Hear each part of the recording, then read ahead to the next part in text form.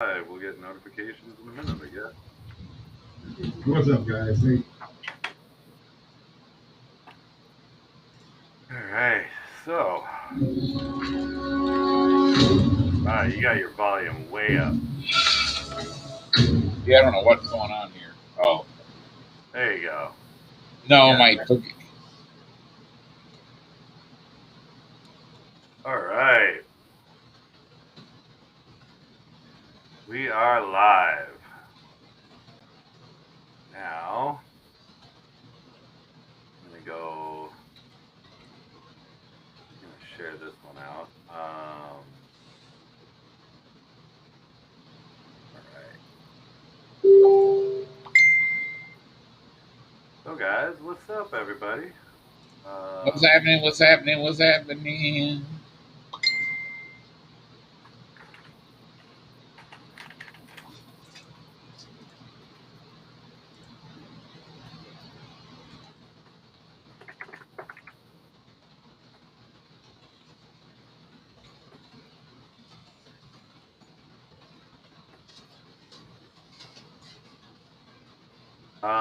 Sorry, guys. I'm just popping the link up there so that I can share this stuff. There we go. Now I should be able to share this stuff. There we go. Here we go. All right. Here we go. Here we go now. Here we go. Here we go. Hey, what's here up? we go now. What's up, Danish? What? Jeff? Relentless? Yay! People are showing up. Yay! Yes, Gank finally got home. Hey, we were technically on time, scheduled to be here on time, but it took me 10 minutes of freaking standing and attempting to put weight on my ankle after driving 2.5 hours back before I could even move from holding onto my car. So I'm old, man. I'm old. Jeff, I took 30 seconds off my previous. I had bullshit time before because I had trouble stringing 3 laps together, but I took 30 seconds off of that, so I think I'm at 1:38 or something stupid for 3. So that didn't do terribly good, but I got there late. I forgot to turn on my Sunday alarm, and I woke up at 8:30, and I didn't get down there till like almost noon, and they had already run like 5 or 6 heats. So I missed all the warm-ups. I jumped in hot. The first 2 packs that I did, I crashed hard on the first lap, which put my first lap at a minute. But then I pulled in 28-second laps and 30-second laps after that. The best I was able to string together was a 36, a 30, and a 32 or a 34 or something like that. It was horrible. But it still improved what I did before. So... yeah, you better pick it up if I'm right behind you, Jeff. Woo! You can't have the sponsor beating you, man. That's not how that works. If your sponsor's a racer, that's totally possible. Right. I mean, granted, I'm not fast, but or not ridiculously fast anyway. My top lap so far out of the 2 qualifiers that I've been to was a 26.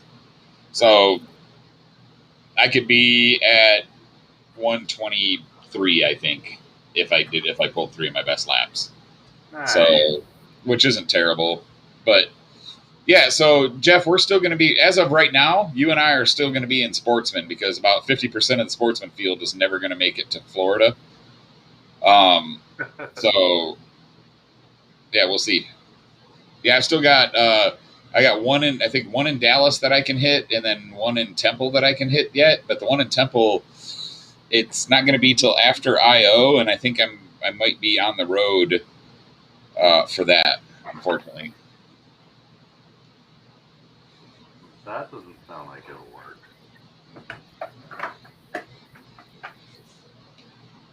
So, and I'm also thinking, Jeff, you said you got your tickets to I/O, right? So you're going. Is Rick coming with you, or is he staying home with the wife and family? Mr. Ricky. Because I think Zach and Nick's are gonna end up coming with. I have to make sure that the RV that I rented will accept dogs. Well, I mean, because some of them didn't, right? So, yeah. And I didn't plan on taking her with me because I planned on going by myself, but now Zach may come with me. So Yeah. my luck, it's probably not. Well, they don't need to know a dog was tearing up the thing. Yeah, but my dog sheds. I know. No pets allowed. Fucking figures. Well, I guess Zach's gonna have to drive his own car to do that.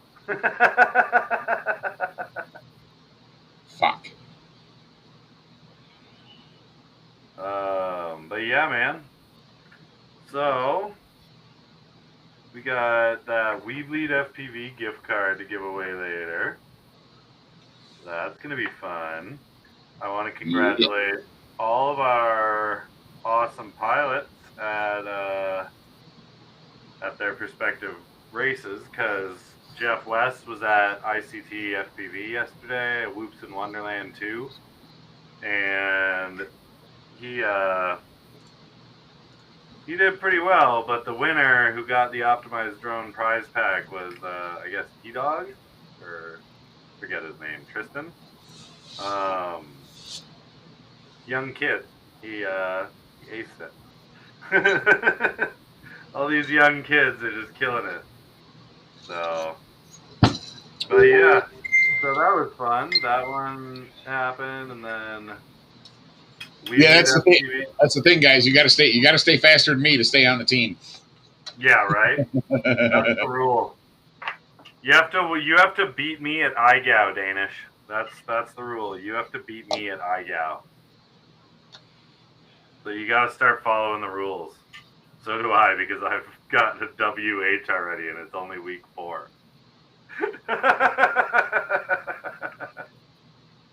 So there's a team race at IO, and I'm trying to find out if we're gonna have enough pilots there to throw together a team.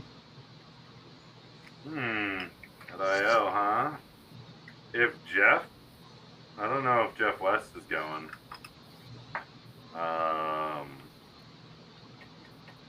I think he said he couldn't get off work for it.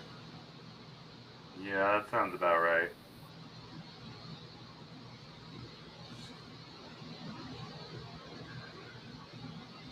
Jeff, I'm not trying to be in sportsman class. I can't get out of sportsman class. There's always going to be way more than 100 super fast pilots in the United States. I mean, it's a big freaking area, especially with all these new kids coming on that are just freaking smashing the crap out of everybody. That's what I'm saying, bro. What's up, Mr. Rue? How you doing? Michael Scott Rue in the house. Hello. Broccoli in the house. What's up, Broccoli? All right. Throttle Warning FPV in the house. What's up, Throttle Warning? How you doing, bud? Thanks for joining. Oh, man. It was freaking hot outside. We were like 96 degrees. At least there's shade at Andy's house, but there was no breeze today, and I forgot that big-ass fan that I bought. Yeah. It's over my shoulder right now. Oh, geez. Right there. I forgot to bring it with me. The whole reason I bought that son of a bitch to keep my ass cool in Texas heat, I left it here. So yeah, it was a little warm today. My Gank Multirotors hat, I need to wash out some salt stains because there is some serious sweat salt in my hat now. Part of the reason I run this short hair, man, is because I could just wipe it off with a towel and be a little bit cooler. Right? Yeah, Broccoli said he got a big hug for me at IO. Sweet, I'll be there with bells on. I will be bringing party favors, liquors and whatnots. Lots of whatnots. But yeah, I'm going to be freaking doing it up at IO. We're going to do a live stream from IO. Right now, I'm debating on getting a mobile hotspot for us to take on the trip to be able to do some live streaming on the road. If Zach goes with me, it'll be awesome because I can hit any areas that I see off of the highway. I can pull over and I've got a spotter right in the car with me. There was quite a few spots on the way back from California that I wanted to stop at in the desert. If we take that way back, I'm trying to figure out how we're going to come back from West Coast Throwdown. If I'm going to come through Colorado and Wyoming and down that way, or if I'm going to go through the mountains, or if I'm going to go down the coast of California and come through the desert again. I'll say that the Colorado way is always the prettiest. I love the scenery out there. It is, but it'll be more wear on my car, so. Accurate. I just have to step out to the garage and grab something for a sec. I'll be right back. What do we... Yeah, dude, it's been 96 degrees down here. It's like today was 96, and it was in the shade, so... and then it was humid, so the humidity wasn't evaporating very well. But yeah, it's been kind of warm all over the country. Last spot that I was at that was cool was the area west of the mountains along the California coast.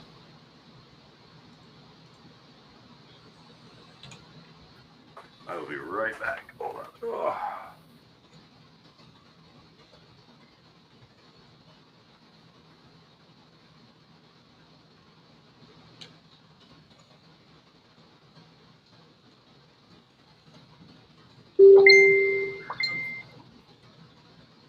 Ping, ping, ping, ping, ping. Everybody's messaging us. But yeah, so let's see who's messaging. Why are people messaging? Okay, never mind. Yeah. So, Whoops in Wonderland went pretty well. I watched some of it. I got threes going pretty good. I'm still hoping to make it out, but I'll have Angelica with me, so that worries me a lot. With IO, there's really no other option for me at this point, sadly. But yeah, if I can make it, Angelica will be with me, and it'll only mainly just be a little pop-in. So I'll have to figure that out. It was Mihop messaging me. Gotcha. So, yeah, he definitely needs a frame. He shattered 3 arms on that one. Well, he actually hit me up asking me if I could improve the marmot arms. I told him. I'm really leery on editing other people's things to improve them, especially because, I mean, one, I don't want to get in a thing where I sell parts for somebody's frame or, you know, or if my parts end up being better, I don't want someone to have to buy the frame from one place and then, you know, parts from another. And then I get into problems where, you know, Arbitan's got just like Flying Oceros, has got an army of loyal pilots that will jump your shit. You know what I mean? So it's really hard for me. What's up, Blizzard? Stream Ninja. Blizzard FPV, what's going on?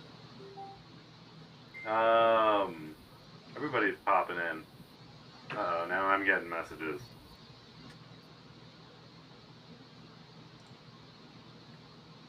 What? Oh, it's Brock. Oh, coin. No, we're just doing a We Lead FPV giveaway tonight, man. We're not gonna do any other things right now. But yeah, BQE. No, BQE's good. I like some of their stuff, but I actually haven't really flown too much BQE, so I'm not sure. Mihop, what's up? All right, let's do some videos. I know Danish put one out recently. There's Mihop. What's going on, buddy? Mihop in the house. He was like, I was wondering if y'all were going on. I was like, yeah, dude. I said, I was running a little bit late because I had race day, you know. Yeah. That's the one thing that sucks in the summertime, right? Is because I am going to have races and I am going to be running a little bit late because I'm not just a freaking frame designer and frame seller. I actually do I'm not great, but I do fly. I do race. And I do freestyle, you know. So I'm not great. I don't post a lot of video because I don't feel I can do it justice by editing it. I'm really horrible at editing and especially lining shit up to music. I've got some decent dive footage from Mormon Rock with William Perry from 3 weeks ago that needs to have the motor noise edited out of it, and because I was fighting the wind and you can really hear it in the motors. Yeah. but it needs to have an edit thrown at it. I've got some video from some Insta360 video. I'm still having trouble trying to import correctly. From when I was flying the Golden Gate Bridge with Aaron Stewart. I've got some goggle footage, but I have so much goggle footage, it's ridiculous. But I've got some goggle footage of the couple of hotels that I stayed at and stuff like that. So when we do this across the country, like I said, Zach and Nick's are probably going to come with me, and we're going to be doing daily stream reports and things like that. I've got a gimbal cam. We've got a GoPro cam. I'm probably going to pick up like a Hero 8 or a Hero 7 before I go, just to have a newer camera, because every time my sessions seem to be giving me troubles every now and again. So yeah, I got a couple things I need to buy before the trip. I got the quote ready to go out to the cutter today for the Mutiny V2. Mutiny V2 will be coming out pretty soon. Dude, I'm fucking stoked about that. What's up, Vicious? How you doing, buddy? Yeah, the Mutiny V2, dude. I think you guys are gonna really like it. D3 wants some info about your new frame. What's up, Miha? Everybody's up in here. So I don't want to share like renders and stuff of it. Like I've showed a couple of snapshots, and a couple of the people that are interested have seen full renders of it. Yeah. But I'd rather just wait till I have it in hand and show you guys. I mean, it's only going to be a couple weeks, right? You guys are patient enough to wait a couple weeks, right? And I'm good at keeping secrets. Usually I'm pretty good at keeping secrets. My good friends will get screenshots, stuff like that. So, a couple of you guys have seen it already. But you guys are really going to like it. The flight characteristics are going to be great. It's about 20 millimeters stretched. All right. It'll take 5.5 inch props, and it'll still have 5 millimeters of clearance between the end of the frame and props with 5.5 inch. So if and when most people will run 5 or 5.1 inch, then the amount of clean air that you're going to get on this frame is just going to be ridiculous. So that was one of the things that the feedback that I had from the Mutiny V1 was that it flew very well. The HD not so much, because the HD was bigger and bulkier, and so the Mutiny V2 is going to be one version. There's not going to be an HD version and an analog version. It's just going to be one version, same frame, and it's trust me, you guys are going to love how it flies. Slightly squished, so much clean air. The tuning that you're going to have to do is going to be minimal, because there's not going to be a lot of prop wash. Yeah. And that was one of the biggest compliments that I got on the Mutiny V1 from the test crew, was how well it flew and how easy it was to tune. The rigidity of the frame is going to go up by about 30%. I've removed all of the standoffs from the arm screws. So all of the arms will tighten down into press nuts that will cinch down securely on the frame without having to worry about an aluminum standoff backing out or slipping. It's going to be a lot stronger. So stock size is going to be the side-to-side motor distance is going to be 166. The front-to-back motor distance is going to be 186. So 20 mils different, 20 mil stretch. Let's see, Necromancer. The Necromancer is the chase frame. So I'm looking for a couple people that do kind of do chase videos and stuff like that. I was going to hit up Jay Martinez, because I know he chases those monster trucks quite a bit. But it's a big bastard. So it's going to be, I might sell it in 6-inch, but for the most part, it's going to be 7-inch, 8-inch, and 10-inch. All right, and it's got the GoPro camera and the FPV cam tilt together, and they secure with 2 screws here and here to lock it in place. The lower jaw plate is well in front of the cam plate by about 3 mils. So even if you hit anything front on, unless your camera is jacked all the way up here and you hit this part, you're going to have a hard time breaking it. There's going to be, I'm adding one extra standoff in here to make this part more rigid as well.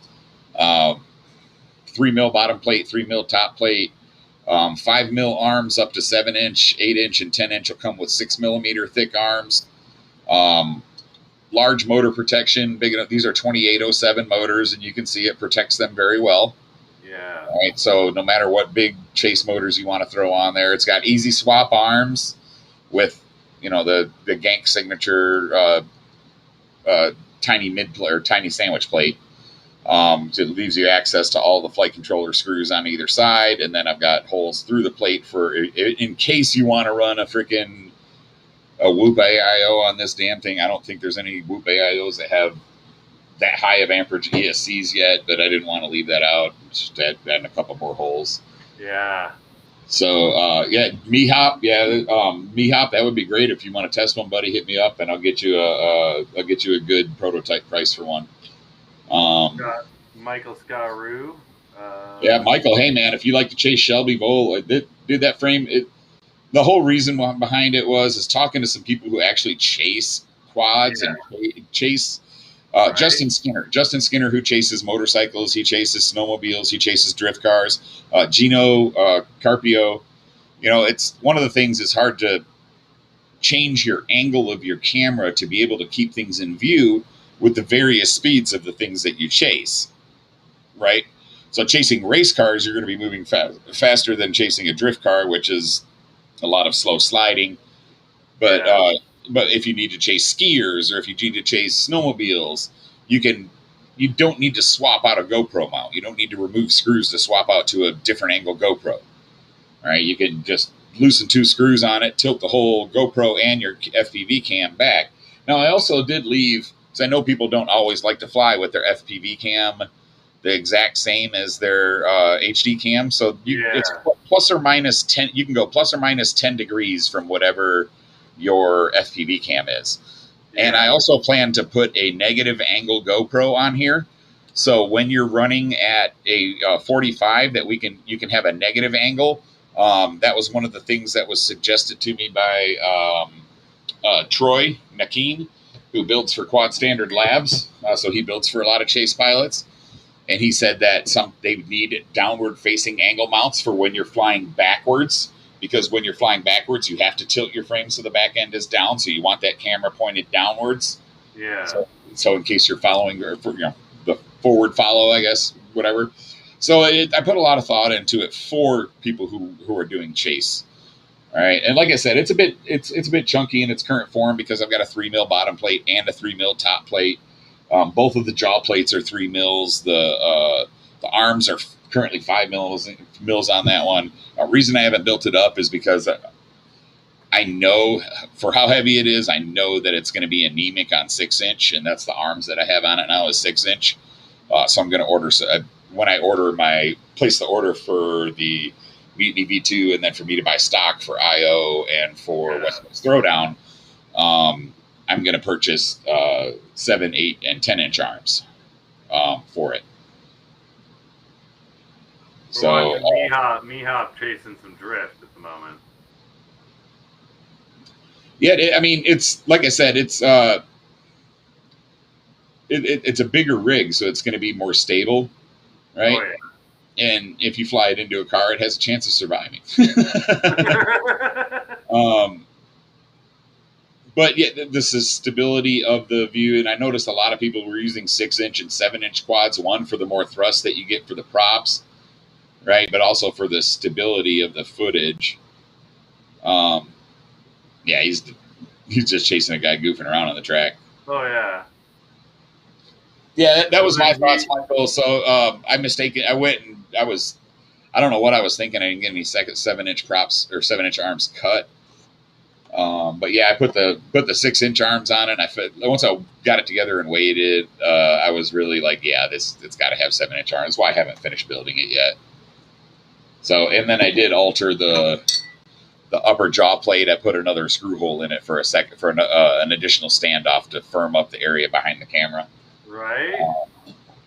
And to give an additional place for the GoPro mount to Yeah, dude. So everything that I've got like coming out, like you guys, I'm hoping you guys are gonna. I think you're gonna love. I hope you guys are gonna love. Like I said, anybody who like the Mutiny is gonna love the Mutiny V2. Yes. I can guarantee it.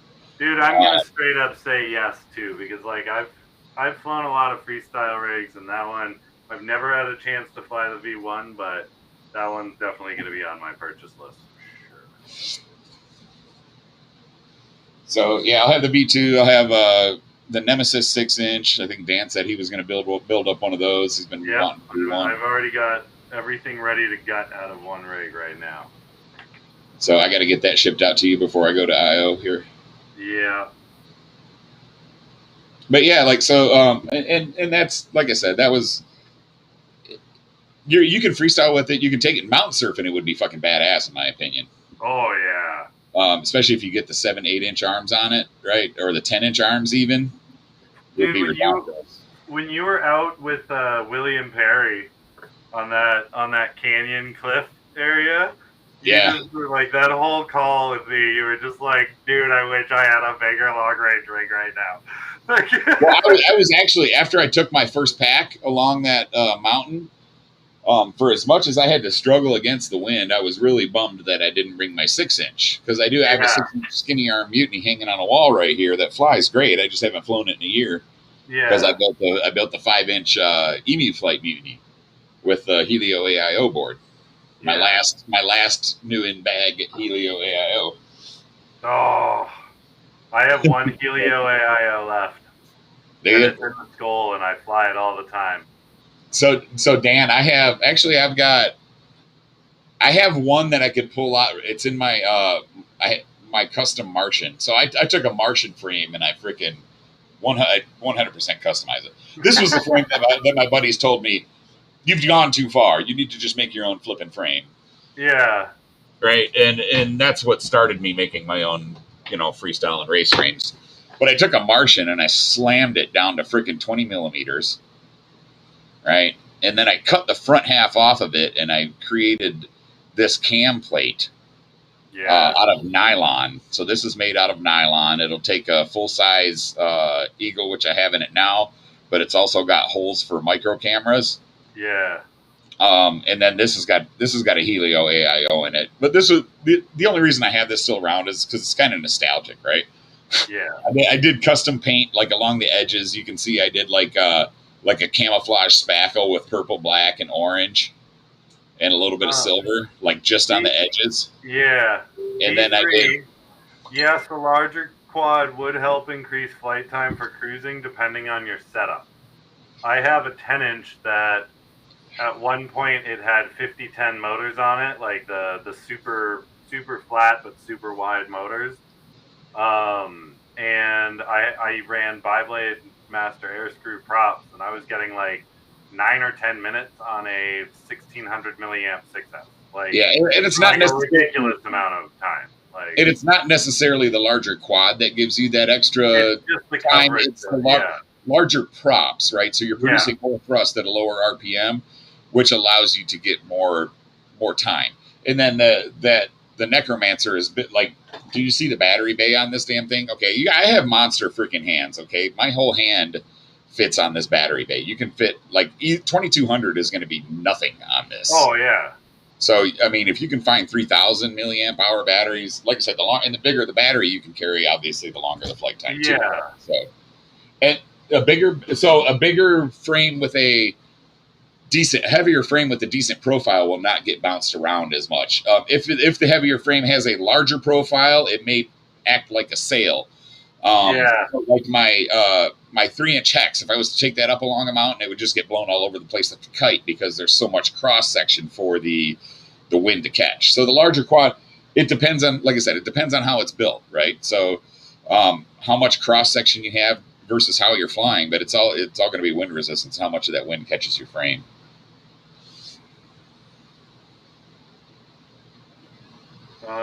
Yes, I have. Yes, D3. I have huge paws. What's up, Wes? Wes was at Wes Smithers. What's up? Yep, Wes was at the GQ today with me. I donated he smashed a freaking top plate. He did about 100 miles an hour into the freaking center of the top gate. Smashed the top plate and bent a front stand or screw. The standoff was fine. He bent the screw. So we had to cut the screw off to get it out of the frame, and then I loaned him a top plate from my frame so he can keep going. But yeah, Wes has been laying down some good times today too. Wes being, in case you guys didn't know, Wes is the other sponsored Genk Multirotors pilot for racing. So he's laying down good times. I think I'll have to see where he's at in the rankings right now. I think he was, after the last GQ run we did, he was at 44. But I know a lot more clubs have finished their GQs. So. We're gonna play another of me hops as well. I'm just gonna pop out real quick. But yeah, I'll just leave it up like that. I'll be right back. Me hop, dude, wicked ripping, by the way. I just flipped through a bunch of your videos.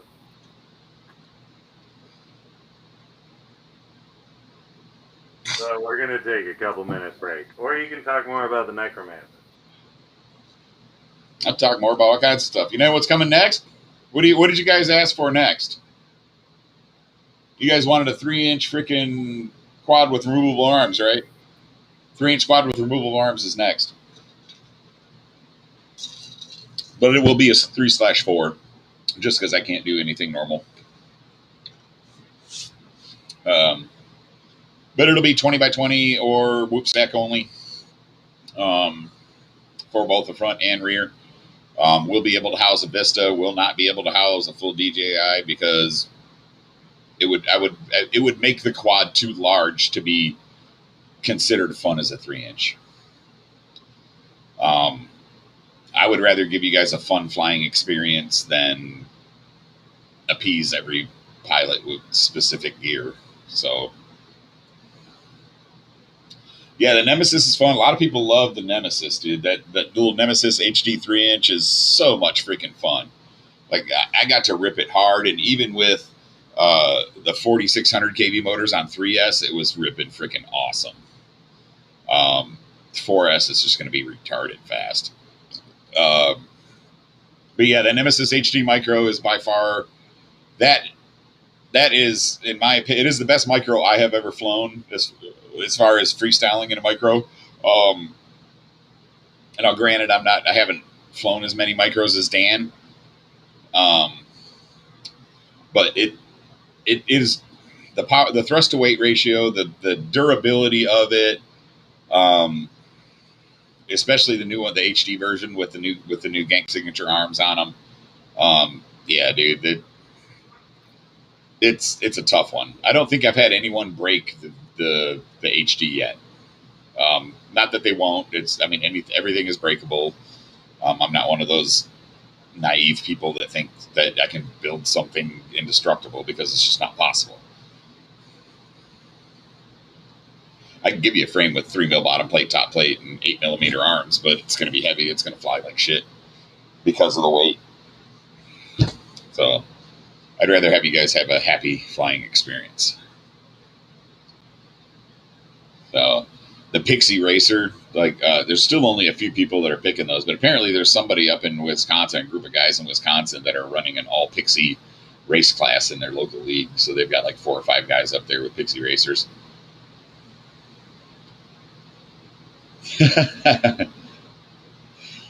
Yeah, I think it was Geppetto's that proved that. Was it Frank or was it Ken? I think it was Ken that blew the ESC in his Nemesis, and it survived the fire.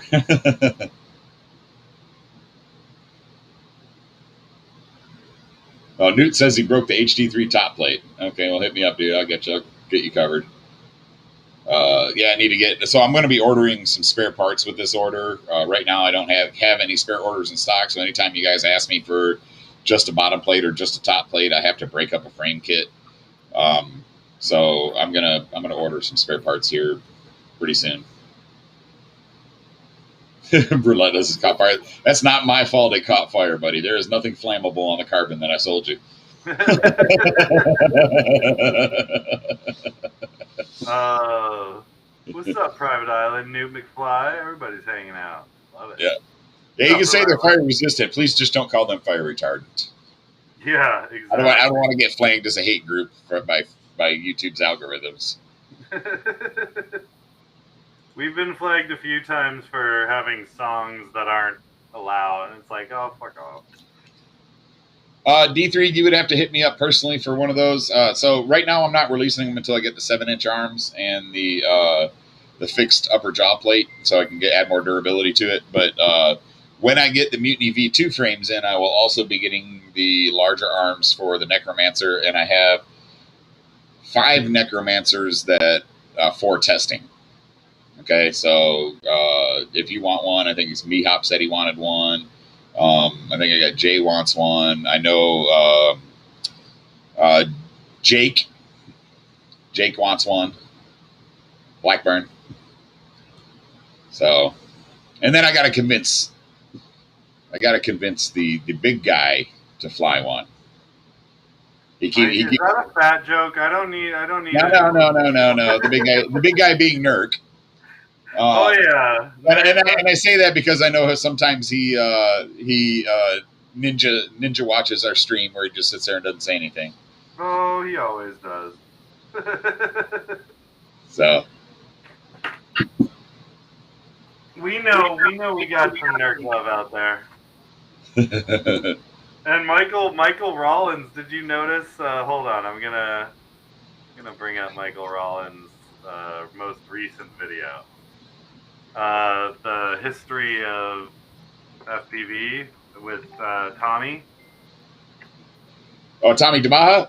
Yeah. So Ermagerd? So yes, Michael did a new video today, and it was just posted like 10 hours ago or something. Hold on. So we have a little cameo here, because he might Ciati's kind of a micro. He's like in this micro 4-inch and then the sub 250 stuff. So he's I'm not sure. I don't think Ciati'd be a great. Plus, Umagod he likes to get stuff for free. Part of what I'm starting to think of is the second generation of FPV pilots. He wasn't there in the super early days, but he was there as a lot of the big technological changes were happening. He's got the purple. Most people nowadays know who he is. They just know he's Umagod. He's an innovator. He films. We match. He is one of the ones. He's he's a legend. But it wasn't always that way. And we talk a lot about his intro into FPV. This is his most recent. He's apparently been wearing it quite a bit recently. So respect to that. Well played, Michael. Man. Just so you all know, every time I've asked Bardwell to test one of my frames, he blows me off. So he's too busy. Yeah. But Bardwell is another one of the people that I would love to get to test out one of my frames. We'll see. Must be hard being so super famous, right? Yeah. Well, he saw the Mutiny prototype at Multi GPIO and freaking had told me to get a hold of him and all that shit. And then when I did, he just kind of, I'm super busy right now. And so, dude, I can imagine he's a busy dude. Like tons of people sending him wanting to review it, And so, it's cool. I understand that. It's hard to be famous, even if it's just niche famous. Yeah.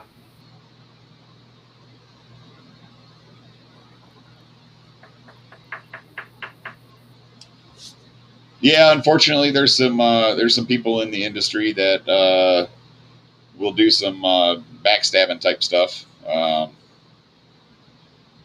about you behind your back, that kind of thing. But there's always going to be those people, and I just let it roll off. So. Don't matter to me. I try, but sometimes it gets super personal. It may. Like I said, I haven't got anything too personal towards me, but I'm not an asshole. I don't do people dirty. I I have a tendency to overcompensate to try to make people happy. So Now, for the ladies out there, that's not to say he won't do dirty stuff. Oh no, that's totally 100 my public persona. But yeah, there's definitely been a lot of blowing off going around in the industry recently, and a lot of people seem to have forgotten where they came from. So that's all I'll really say. Yep. Like I said, that's one thing I'll never, I won't forget all the people that, bought my frames from the get-go, supported me from the beginning. And looked as beautiful as I do. I mean, sorry. So, I don't know. Has everybody here checked out WeBleedFPV.com yet? Vicious $20 is $20. I assume that was on the dirty comment. Hey, if you're gonna do a buddy dirty for $20, man, then yeah, I mean, you deserve to lose that buddy. So you got your own shit going. If you're gonna do a buddy dirty over any kind of money for anything, period. I mean, yeah, it's kind of stupid. I agree. So, but yeah, you know what? Like I said, it happens. So much drama in the FPV. It's kind of hard being Snoop DLWG. Oh wait, that's a different song. Right? Totally is. I totally agree.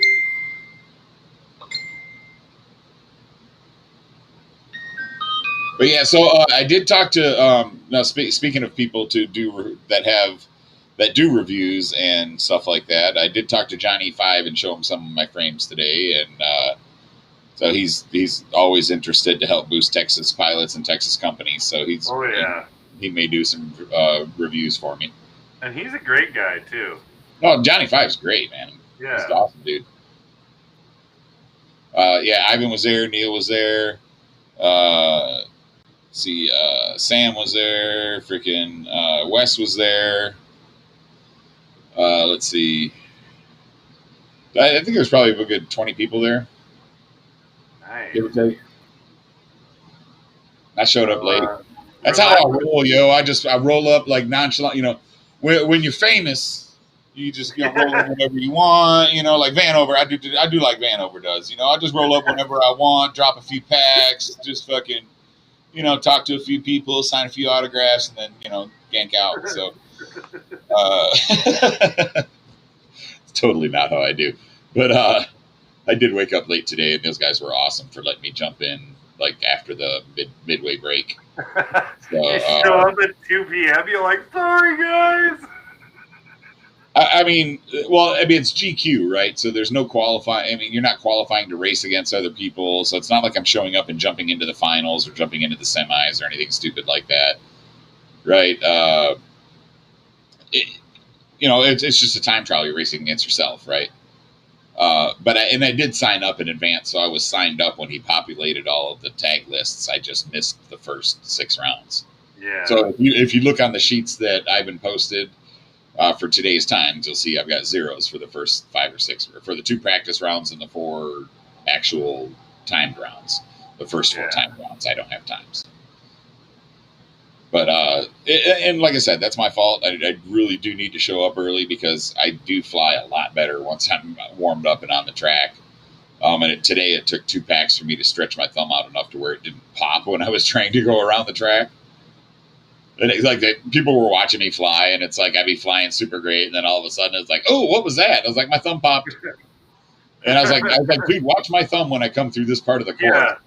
And they were watching my thumb, and they watched it. Yeah, he watched it pop, and he's like, ooh, and I was like, yeah, I feel that too. What's up, Zach? How you doing, bud? Zach's up in here. Yep. Zach's one of the few people I allowed to see screenshots or renders of the frame. So yeah, we still got to get him on soon. I think what we should do is we should do a show one day. We'd have to do it earlier in the day, but just have Zach and I collaborate on a frame design together and do it live. Yes. What do you think about that? do you think about that, Zach? You and I doing a live frame design together? See what we can come up with. You're gonna make people cry.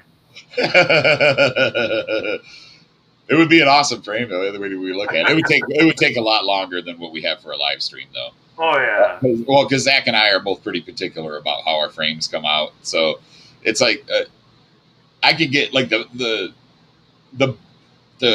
outline of the mutiny took me about 18 to 24 hours, but then the fine tuning and tweaking and getting everything else done was another 3 days worth of 2 to 3 days worth of man hours. Yeah. It's I don't know. Like I said, I've got the 3-inch with replaceable arms coming soon. You guys are gonna love that. I haven't decided what I'm gonna call it. If I'm gonna give it its own name, or if it's gonna be like a Mutiny Mini or something silly like that. I do know that I have problems picking out names that I think are cool. Some names just don't set right with me. That should be the Jeremy Spat version, because he's been asking for a 3-inch like the Nemesis with. So I have reserved the name Delta Variant for one of my friends.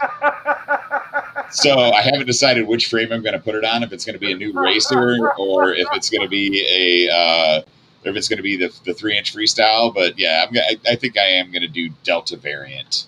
Is the logo on it going to be like what is it? Bernie Sanders with his arms crossed and mittens? Yeah, sitting in a chair sleeping. Yeah. No, it's gonna be a screenshot of all the freaking all the Democrats on the unmasked on the airplane drinking beer to go to D.C. to protest Republican rule. Right. The whole list of Floridians dying from Delta. So Zach says he has to have a need for a frame, so we've got to have parameters for him to run with, right? So he's reserved the name the Provocateur. The Provocateur, the Instigator. I'm just gonna name one Bruce. That's as far as I'm going. Looking for some high quality 4-inch props. Ooh, high quality is going to be hard to find. But there are 4-inch props out there. Yeah, they're starting to get there with the 4-inch stuff. It's kind of like the 7-inch was for a while, where it's hard to find a really good 7-inch prop. They're coming along. And for the most part, it's the material. A lot of people, the 4-inch props that they're designing, the people are running them on super light 4-inch motors, right? So if you get a prop with too much pitch on those super light motors, it's going to perform like crap. So Zach, but if you get too high a pitch, the motor won't be able to turn it, right? Yeah, Zach says, give me engineering requirements and I can run with it. I say those requirements need to be, the frame needs to be between 3 inches and 10 inches. And can be anywhere from racer to freestyle. There you go. Parameters must be made of carbon fiber, must contain at least 4 standoffs. Standoffs can be camera and flight electronics. Is that enough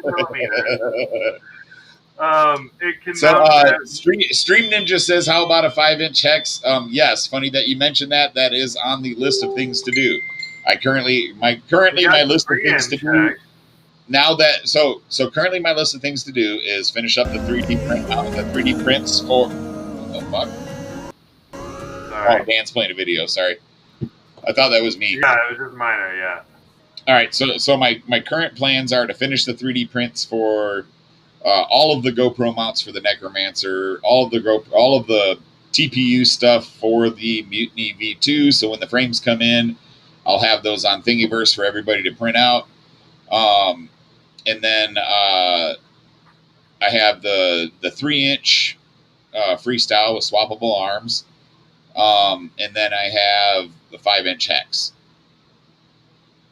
All right, the 5-inch hex. I already have a 5-inch hex, to be honest. I have a 5-inch hex that I designed with Flynoceros. It was only I have it. He made one copy. But it was a frame that I commissioned, that I worked with him to design, told him what I wanted. He did all the edits that I asked for to make it how I wanted, and I still have it. Actually, I want to bring it to I/O, but I need to find time to design a new GoPro mount for it, because I was in such a rush to print this GoPro mount that I literally made it a triangle with the freaking cheapest GoPro mount glued onto the top that I possibly could, and I hollowed out a hole for my VTX because the build area was super tight. But this is my 5-inch 5S stretch text. All right. I don't know if you can see it much because Dan's got the camera all over Mihop, but I do have a 5-inch X, and I will be making my own. I'm a fan of the hexacopter. I'm a fan of things that are different. How's that? I like things that are unique. That part of the reason I designed the Sky is because it was unique. I wanted a 3-inch hex. And as soon as freaking Flywoo released that 6-in-1 ESC, I finished up the design that I had started. I had started design like 6 or 8 months ago, and I just kind of stopped to focus on some other stuff, the micros, to get all the micros ready. So, yeah, once Dan gets done with this video, I'll have him bring, and once he gets back in here, I'll have him bring my screen up. Dan's got control of who's zooming in and who's high right now, and he's not here. Damn it, Dan. I'm right here. Knock it off. You left us. So just in case you guys don't know, Dan can't smoke in his stream room. Yeah, I have to go outside. So, in case you're wondering, Andy's got the bladder of a 60-year-old man with a prostate the size of a softball. So I hydrate well. Shut up. It's like you just don't piss as much because you don't drink as much. You're supposed to. Exactly. So what did you want me to put up, Matt? So Zach Carrizales, I have a 3-inch. Actually, I have a 4-inch Pixie Racer. I don't know if the 3-inch could do it because they're the T-mount props. They don't have steep enough pitch for the T-mount props yet. They usually stop at about 25 right now. But I could do a 6S Pixie Racer, or 6S 4-inch Pixie Racer. I could get 130. I'd have to see what kind of T-mount 4-inch props they have right now. That's the thing, right? I don't know if there's props to do that. 150 mile an hour on a 5-inch frame, I could do that for sure. I've got that 64 blade Octo that I gotta fix up after a bent motor shaft. No, I think I've got. I'm getting a couple sets of special motors, but I think I've got a set of 2207 2000 kV motors that I could run on 6S, and I think I could get pretty close to 150. I think. Yeah. With the right props. So guys, we're gonna do a $25 gift card to We Bleed FPV, and they just came out with their brand new 1S batteries. WeBleedFPV.com. And so for any Whoop racers or Whoop freestyle guys or anything, check them out, because I actually just did a test against the brand new GMB 380 high volt, high amperage or high C rating battery that's supposed to be amazing, and it is. On my 65 millimeter, I got 4 minutes. This one I got 4 minutes and 22 seconds. 4x3. So that was good, and that's 380 milliamp. The We Bleed FPV, which is apparently rated C rating of 40 instead of 60 to 120. It's only 300 milliamp, and I got 4 minutes and 10 seconds on this one of more aggressive acro and a lot less sag. So for milliamp per punch piece, I'd say these are winning for sure. Yeah. So Zach Carrizales says best high pitch props are not T-mount. I agree. My comment was based on the fact that most prop manufacturers believe if you're running a T-mount motor, that you're running a higher KV than what you would normally run for that particular size of motor. So they're expecting you to want a lower pitch prop because you're going to be operating at a higher RPM. Yeah. So like for 3S 6500, the only way you can't pull that off with a 40 pitch or a 50 pitch prop. There's a high chance you're gonna blow something up. So what does work is you run 6500 kV on 3S, right? But you run it with a 18 or a 25 pitch prop. But right now 25, I think 30. I think I saw a 30 T-mount prop for 3-inch. But yeah, you're right. Most of the high pitch props you can get 40 pitch and 50 pitch for 5mm shaft 3-inch props. The problem is you add a lot of weight with the hub and the nut and the shaft, so it becomes a trade-off. But yes, that's what I'm hoping for. Is I'm hoping for some higher pitch T-mount props to be manufactured. Oh, he says he has those props. Yeah, guys. So Weebleed FPV, they just came out with a 4-pack of those batteries that runs about $24. So nice. They're wicked batteries. If you do any Whoop stuff, 1S or 2S, I've piggybacked 2 of them so far. So we're gonna do a giveaway at the end of the episode. So stick around because you got to be here to win. I'm gonna ask you to call out after I call your name if you win.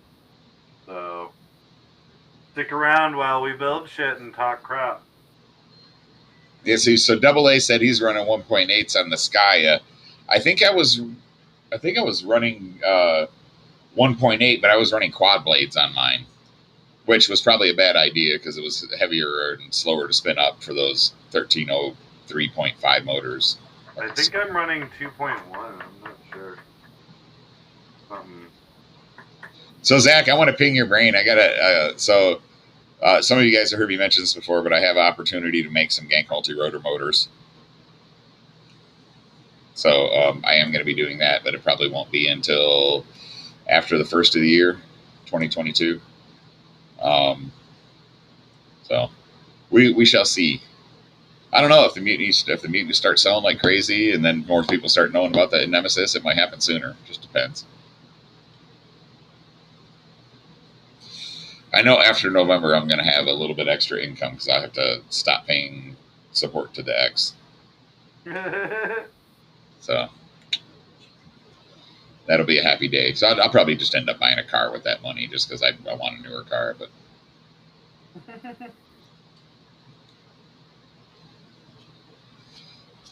well, I mean, Zach, if I'm running 3S on 6,500 RPMs, I should be able to pull a 3.0 pitch or a 30 pitch prop. With the stack that I'm using, and be well within the parameters of the stack on 3S. So right now, the highest I've run is a 25 pitch, and it freaking ran great. But I want a little more pull than that 25. So, and the reason I say that, Zach, is because my Pixie Racer is 140 something grams all up. It's stupid light, like 143, I think it is, or something like that. So, I mean, it's really not pulling a lot of weight, right? So that's the reason I went with the T-mount props and the smaller motors, right? The frame will accept the larger motors and with the standard props. And I've got a couple of Flynoceros 3-inch Cerberus minis over here that, run 1407s and then 1507s. So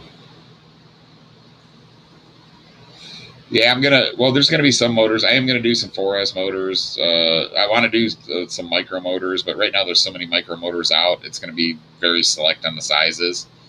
Right now I want to do a 1307 and a 1206 for the micro stuff. And then I want to do, for normal size, I want to do 2306 and 2306, 2207, and 2208.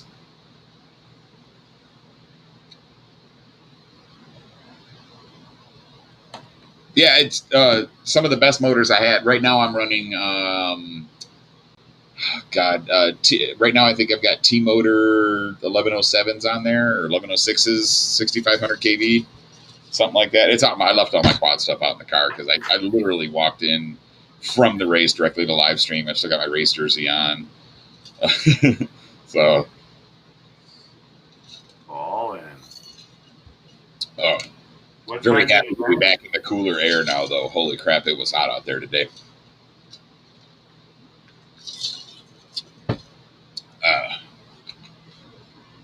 But yeah, so that's one of the things I'm gonna push for. Another thing I was thinking about is electronics. I mean, hey, would you guys like to see me carry some electronics in my store? Yes. I mean, I won't be able to stock a whole lot because the more stock you have, the more money, right? I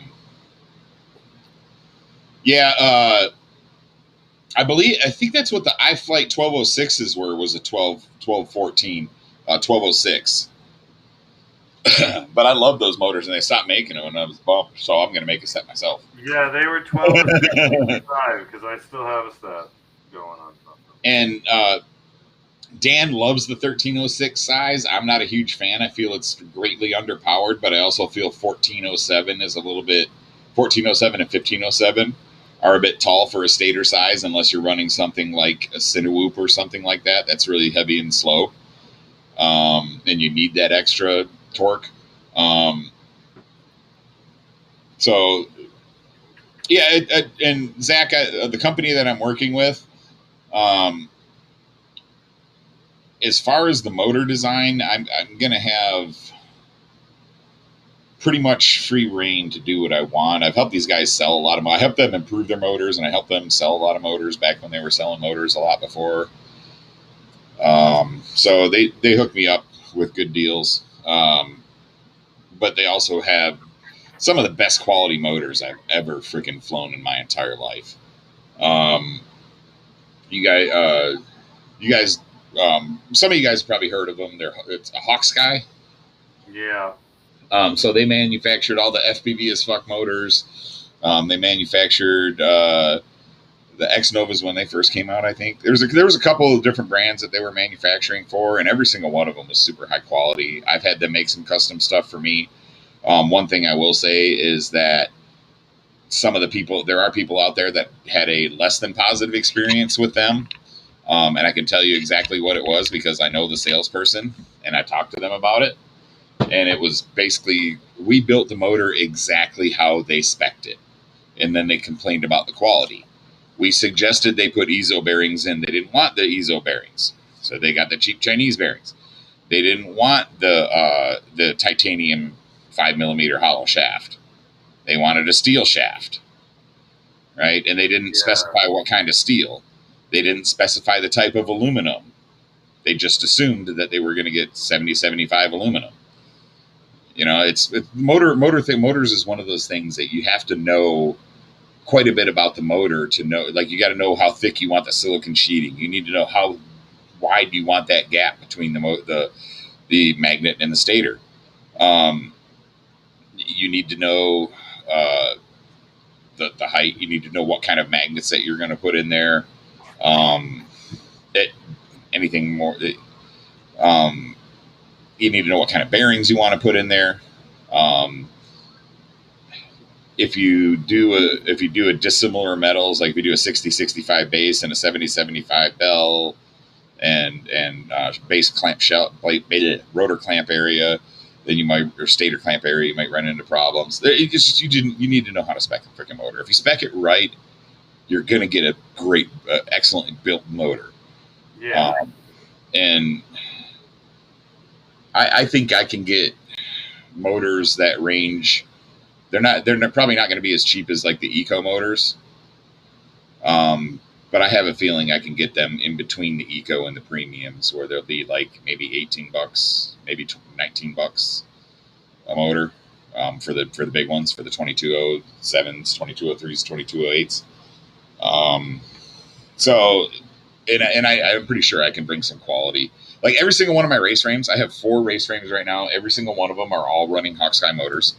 My Mutiny Freestyle 6, these are running. I had them burn. You guys know how Bob Ruge had to make the Ruge motor, which is basically this exact same motor, except Ruge specified 2,000 RPMs. Yeah. And people were complaining that they were anemic. I specified 2,200 RPMs for mine, and 2,200 RPMs on a 6-inch quad for 2208 motors works phenomenally. On 4S, for smooth cruising and stuff. And you throw a 5S battery on that son of a bitch. Yeah. And with this is the skinny arm version, 6-inch. So I run 6-inch with the skinny arms, and I've only broken one arm on this 6-inch quad, you guys. So it's not like running the skinny arms makes me break more. I mean, there's always going to be certain crashes that'll break any arm. Doesn't matter how thick it is or how wide it is. That would be, well, Zach, we can make one. But yeah, so I'm gonna, like I said, it's gonna take a while. I'm gonna be talking to quite a few people about making sure that I find the optimal. I already know the specs, the EZO, all of the bearings and shaft sizes that I want, sizes that I need. I'm gonna ping people about the KVs, and I need to work on a bell design. I could use their bell design. I kind of like it, actually. Should make it all triangle. So this is the bell design that they have. It's kind of decent. I'm not a fan of the ribbed on the side, but believe it or not, it does help with the magnetics of the motor a little bit. It seems like. I also had them put an extra 0.5 millimeter space between the motor and the stator, or 1/4 millimeter between the motor and the magnets, stator and the magnets. But they spin super smooth, 2,200 RPM, and they're just freaking phenomenal on 6-inch.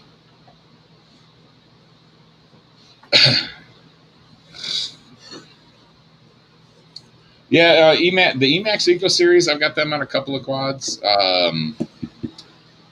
They're pretty decent. Up until I got the Hawksky quad motors, and I just started running those on all my quads. I do have like my Mutiny Freestyle's got T-Motor F40s on it. Let's see, my next 6-inch Freestyle that I do is Hawksky doesn't have any more 2208s, and they're not going to be making any more for a little while, so I might have to go with them. But I've got some T-Motor F80s that I'm going to put on the 6-inch Mutiny V2. So when I go to IO, I'm going to be rocking a 5-inch Mutiny, or 5/5.5-inch Mutiny V2, and I'm going to be rocking the 6-inch Mutiny V2.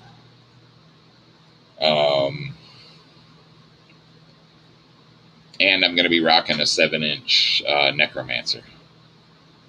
So, and then my Asp-Racers, I'll definitely have the Mutiny HD with me in a couple. I'm going to build a 4-inch Pixie Racer to go along with the 3-inch Pixie Racer that I have.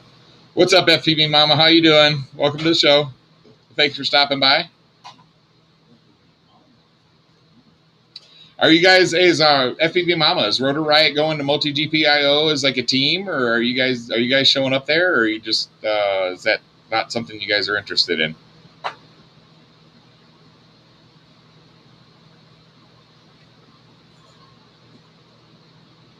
So let's see. FPV Hangout said he'd like to try a 7-inch. Well, like I said, once I get the quotes back, I'll hit you guys up, and I'll do a pre-order for the Mutiny V2 for anybody that wants to try one. I'm not going to limit the test group. More feedback, in my opinion, the more feedback that I have, the better frame I can make this. So, and keep in mind that the Mutiny V2 feedback has every bit of all of the corrections for any bit of criticism that anybody had with the Mutiny V1. The arm wiggle, gone. Arms attached to the standoffs, gone. Not enough space for a DJI cam or a Vista cam, gone. No mounts for a whoop stack, that's in there. Props in view, gone. I took care of all this. I still want input as to what else I can do to make it better, because I want to keep improving for you guys. That's my goal. Whether it be building it or the stuff that we can fit on top of it so you guys can go longer distances. Yeah. FPV Mama, it'd be awesome to see Bubby and Drew and those guys show up at Multi GPIO.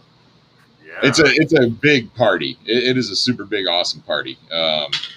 It's a little more centered on racing than it is on freestyle, but they've got a freestyle track designer this year that ought to make it a lot more interesting. So, yeah. Baby Mama. Hi, sorry, just stepped So, out.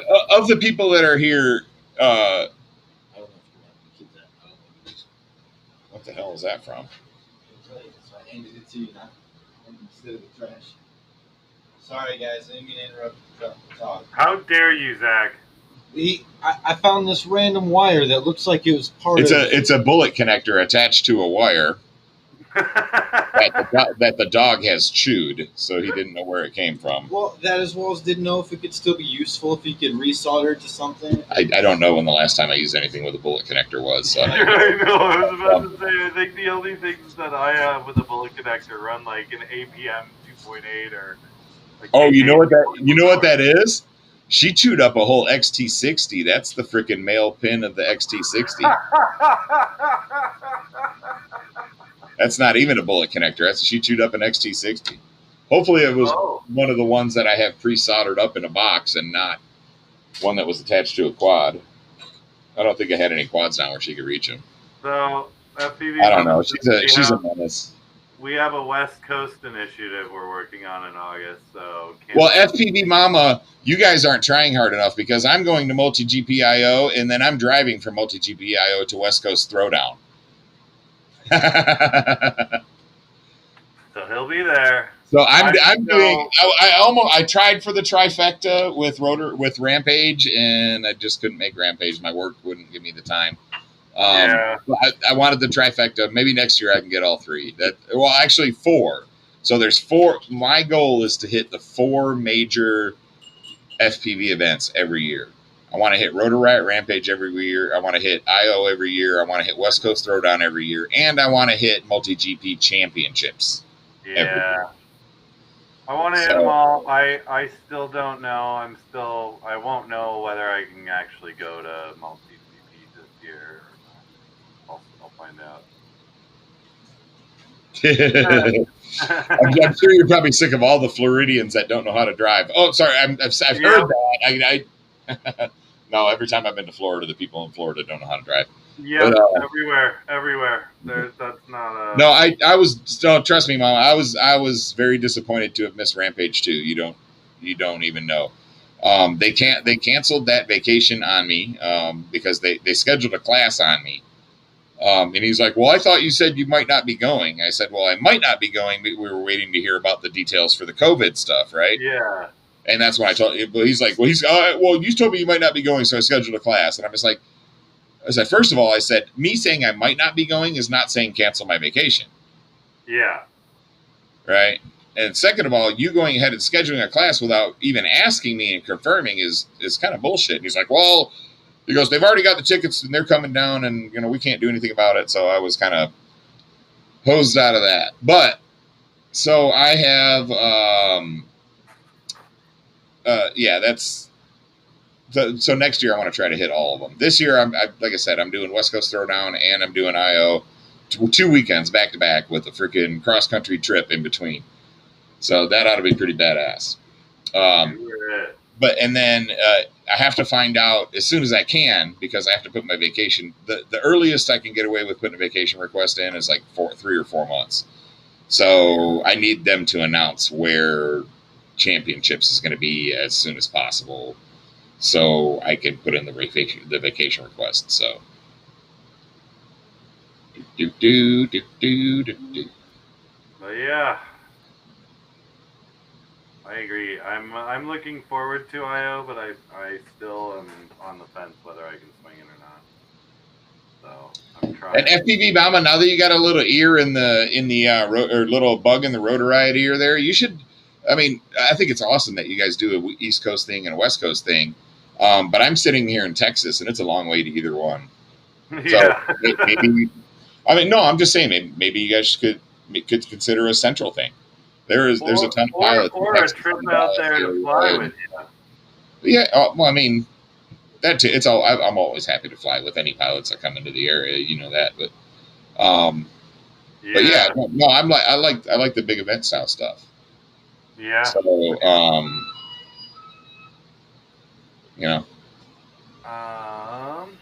But it's once I get my property, I'll just hold my own on my property. We'll call it Gankfest. Just get y'all can bring all your campers, your tents, do whatever. We're gonna have bonfires and beer and liquor and. All right, so who all's in the stream right now? We got 16 people.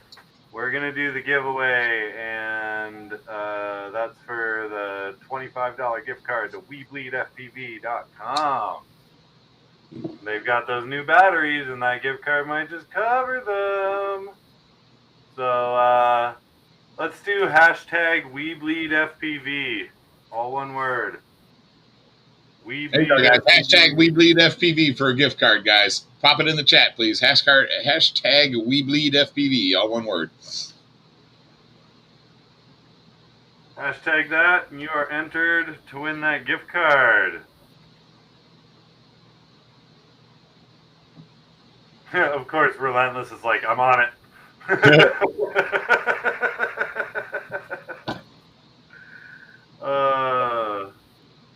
But yeah, that would be one thing. Like I said, if I can get the size property that I want, I'll definitely have room to have people out for a FPV party.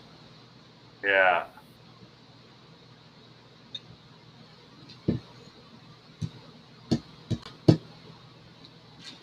So yeah, I'm gonna be. So and just so you guys know, when I leave for IO, I'm gonna be gone for like 3.5 weeks. I'm going to be taking some frames with me so I can ship stuff from on the road. Probably not going to be able to do the 3D print stuff just because I'm not taking a 3D printer with me on my vacation, unfortunately.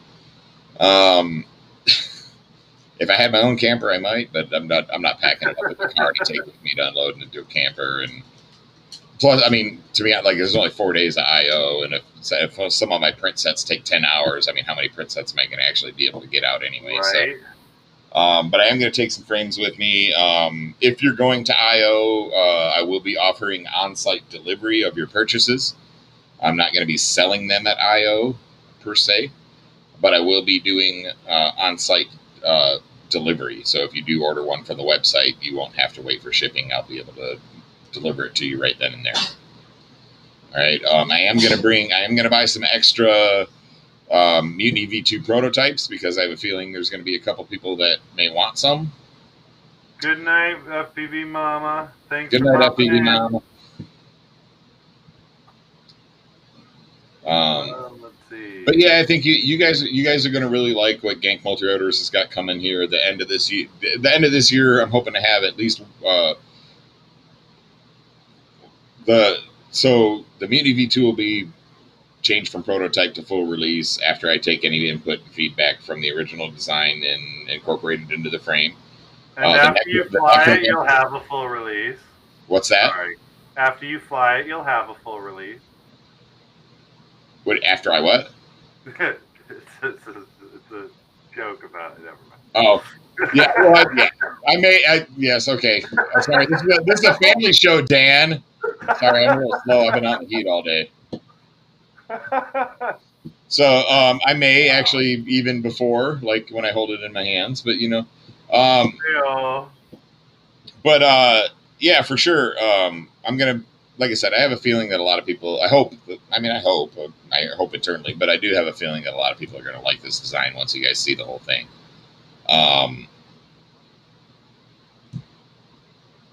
And feel free to complain away. Like I said, I just take it and put it into my next design and improve it. So I'm not one of those people that hates criticism. I actually enjoy it. I feed off it. I use it to make my stuff better. So, which everybody should do, right? Nobody should say, hey, this is done. Right? Exactly. We got... Apex is an awesome frame, but I mean, I'm sure there's edits that can be done to it to make it better. You know what I mean? So, any frame, no frame's perfect. Mine will never be perfect either. But like I said, that's because I constantly improve. All right, we have 7 people on the wheel. If we can get some more, that would be a little bit more fair to everybody. Yep. Anybody else? Hashtag WeBleedFPV. Hashtag WeBleedFPV. Well, like I said, and you're right, I do care. I want you guys to have a positive flying experience. FPV is a mostly positive flying experience for me. I do have crash and burns. I do have parts burn out, that makes it not so fun. right? But FPV is a joy for me. It's something that it brings me a lot of happiness, and I want you guys to have a happy experience. And the way I can do that is by one, listening to you guys. What do you guys want in a frame, right? I can't if I don't have the things that you want in a frame in one of my frames, I can't expect to coax you into buying one of my frames, right? Like if you want a 4-inch frame, I'm not going to be able to talk you into a 3-inch or a 5-inch. You know what I mean? If you want something that has to fit a DJI and my frame doesn't fit a DJI, I'm not going to convince you to switch to Caddx. You know what I'm saying? It's and I understand that I want to incorporate all this stuff for everybody. So D3 says D3 is not in the drawing. You don't want in D3? Nah, I don't think he wants it. Okay, well, that's cool. Alrighty, cool. Took you off the wheel. Appreciate the support here. Anyway, well, we got 6. We got Newt McFly, Private Island, Danish Stallion, Mr. Relentless, Vicious, and Geppetto, all of which I know fly whoops. So this is gonna be perfect. Oh, and D3, are you sure, man? Because he also sells shit like the Jumper T Lite and a bunch of other stuff on his site. It's not just batteries. WeBleedFPV.com if you want to check it out. Yeah, I think D3 says he doesn't do any whoop stuff. Cool. Well, there's other stuff on there, but not so much in terms of the larger quad. Relentless. Nothing is. I'm sorry, bud. I know you're a great pilot and everything, but nothing's gonna make you fly like Gung-Woo. I'm sorry. Stick time. Like I'm sure Gung-Woo flies like 12 packs a day. I mean, I don't know. It's. If you want a frame that has the ability to fly like Gung-Woo flies, then I can definitely provide you with that. But I can't give you skill. I apologize for that. I haven't figured out how to work that into Carbon yet. All right, here we go. We're gonna spin the wheel. We share it first. What the hell? Well, yeah, that's part of the thing, Jeff. Is I want people to find weak spots, right? Like I said, that's why I went from the Micro V1 to the V2 so quick, and that's why the Mutiny HD came out. The Mutiny HD is there's nothing I want to change on that thing. It is to me, it is complete as what it is. 100% what I designed it to be. It is as strong as I want it to be. It protects your parts more than I want it to be. There's no props in view, and it flies better than any micro freestyle quad I've ever even tried. So that one to me is as close to perfect as I can get it. That could possibly, I guess, one person said that I could possibly make the back end a little bit longer so it could fit the Vista in the back instead of having to go on the stack. That is a potential, but unless that becomes the norm on that frame, if it becomes the norm on the frame, it will make sense for me to extend the rear. But until then, it's not. It won't. It's not. That's a lot. It's work to go through to do that. But. All right, let's spin it. Here we go, boys.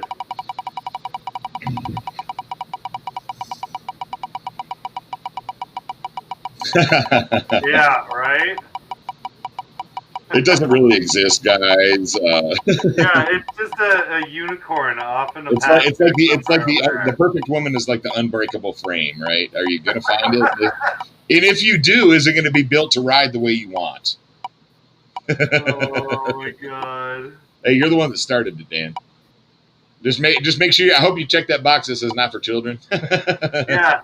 They're always slightly heavier than you want them to be. Well, no, I mean, to be honest, we're not doing any heavier innuendos than Disney does. Right? Exactly. I mean, to be honest, to be brutally honest, we are less suggestive and subversively than freaking Disney. So, congrats, Private Island. You won a $25 gift card to WeBleedFPV.com. All right, dude, Private Island. So either get your whoop on or save 33% off of a buy some gates. Jumper T Lite. Buy some whoop gates. Or some freaking whoop gates that are LED and all that. Well, they've got whoop gates, and then they've got a lot of specialty holders for existing whoop gates. So if you have whoop gates already, they have custom holders for holding them against the walls and holding them to the ceiling and things like that. Yeah. Too. So, dude, I can Whoop so gear. much. Yeah, it's not just Whoop gear that they have. They have quite a few other things as well. Well, to be fair, it's not really a they either. It's Jeff Grabowski. Okay, well, it's kind of like Dan. It's literally like it's him in his basement, and he's like Salt City. I would like to thank you from the team at Gank Multirotors. Yeah, exactly. You know what it's like. And this is the other part of my team. He helped to deliver shit while I was gone. I can't say Zach helped me out a lot while I was. So if you guys got an order delivery while I was in California, say thank you to Zach because he fulfilled those for me and took them to the post office while I was gone. That's why none of them showed up. Yeah, I didn't get any complaints about that, so I hope that's bullshit. Zach, you forgot to put my address on everything like we talked about. You didn't send me that special package I asked for. Right. So Michael Scott Rue, he's testing the Mambo this past weekend. Did it come with all of its switches intact? I'm sorry, dude. Everybody's been posted. Yeah, well, my Mambo came. I mean, to be honest, I was going to buy a Mambo. I was actually going to buy the Ethics Mambo until I found out it was tracer only, and I'm not changing to another protocol. I've got too much in Crossfire and others right now. Like if you guys, all right. So this is how many frames I would have to change over. Okay. Hold on. Yeah. And that's not including the 7 I have in my car, 8 I have in my car right now. So for me to change protocols, it's rough. It took me a long time before I wanted to go to TBS. And the main reason I didn't want to go to TBS is because they wanted as much for a module as it cost for a freaking radio at the time for the full module. And then the other reason I didn't is because I had so many freaking quads at $30 a receiver. It was going to cost me a freaking small fortune to swap everything over. And I didn't want to give up my other quads. What's up, Kim? Confused. Out bando hopping all weekend. FPV? Living that FPV good life. So Private Island says to respin. So I'm going to. I just have to reset up the wheel real quick. I have Geppetto, Danish, and Relentless. I know Vicious is donating his spot. If Vicious is still here, what do you want to do? Anybody else who wants in on the $25 gift card to We Bleed FPV, post hashtag We Bleed FPV. Yeah, so Michael, the problems I had for Kim, if you guys want to get in, hashtag We Bleed FPV, or we already did that, didn't we?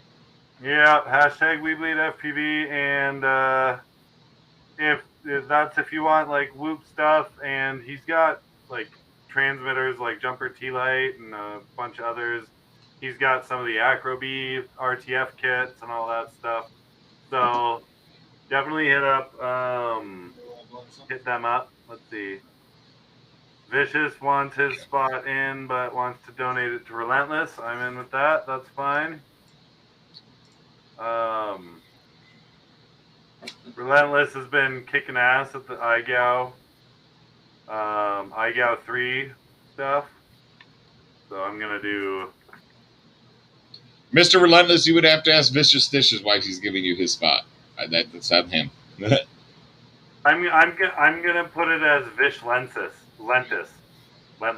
Vish Lentless. That's hard. Jeff, tell Rick he's got to plug in his phone and give a hashtag We Bleed FPV. So you got a Gardo Rotor and Kim Fuse to add there. All right.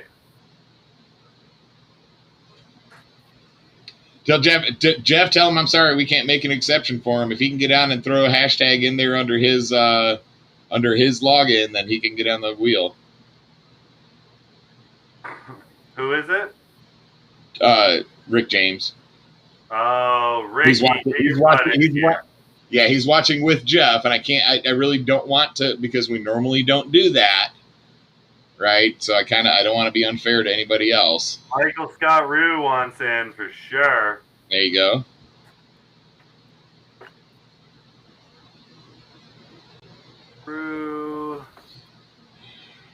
Relicious.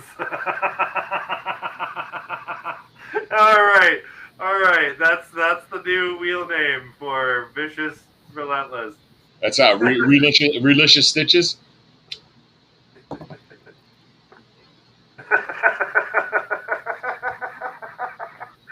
can't believe I just typed relicious into this.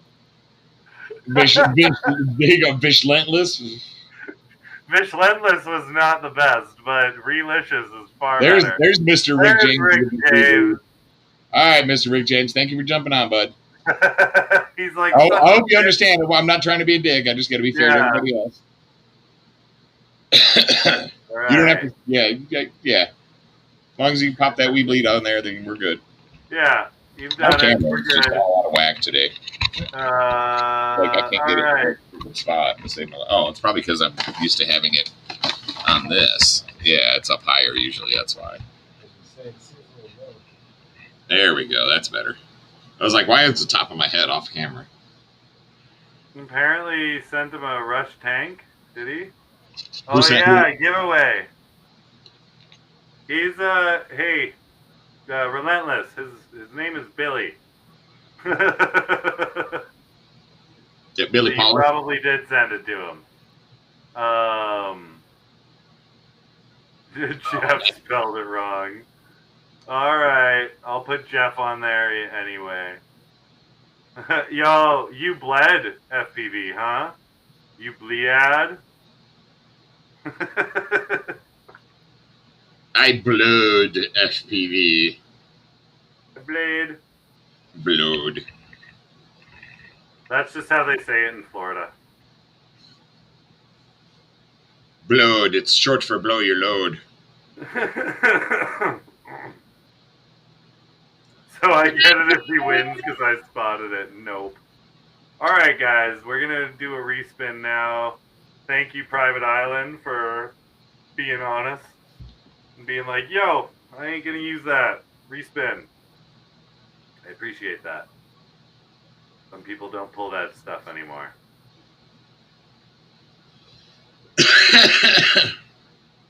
Gardo wants to play.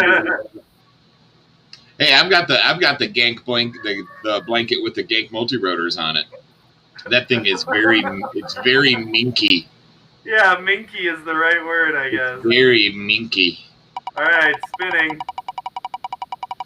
Let's see who gets the Weebly gift card for $25. And yeah, guys, check out his site. It's just Jeff, and he's a really awesome dude. And he's put a lot of energy into actually making a store out of it. He's a Whoop racer. His name is Zotek on the Whoop racing stuff. So definitely check him out. But check out his site, weebleedfpv.com, because I bought my Jumper T Lite from him. I bought a bunch of batteries, a bunch of other like the newbie drone gates and everything. Oh, it's gonna be one of the peacocks. Oh, it's Ricky James. See, Rick's happy he jumped in and gave that freaking hashtag down, huh? Right? Vicious says, in gank we trust. Yeah. Oh, Kim's got a red gank hoodie going. Sweet. Oh, nice. I can't even wear one of my own hoodies because they only make them in a 2X and I'm a 3X. So. Rick James, bitch. Damn right. Ricky. We don't use that B word here. Yeah, hey Ricky, immediately turn around, hop in your car, and go to Seminole Casino and just go for it. You just won. Send it.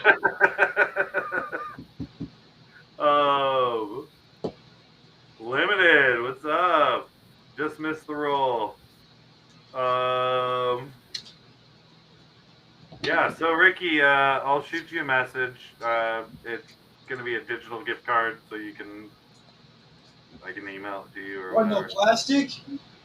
No plastic. No, you can't make little sliders out of them or anything. Hey, Kim Fused, you guys are close enough to drive down to Multi-GP IO. Yeah, they're thinking about you and Gardo should come down and hang out with the Gank at the Gank RV. That's probably the closest I'm going to be to Wisconsin.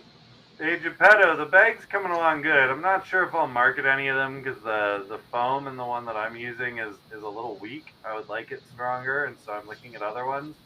But otherwise, I like it as my own personal bag. I might get one or two just to send out, but all these prize packs are generally out of pocket for us, so we're trying like I don't know how much stuff, but I'm already giving away a bunch of big prize packs soon. So, but we'll see what I can do. What up? Everybody's here. Sweet. For all you guys going to multi GPIO, I think I might do like a giveaway. The person who shows me the most beautiful Gank motor multi rotor squad at multi GPIO is going to win you'll win a V2 prototype. How's that? Damn it! Now I have to bring the X8.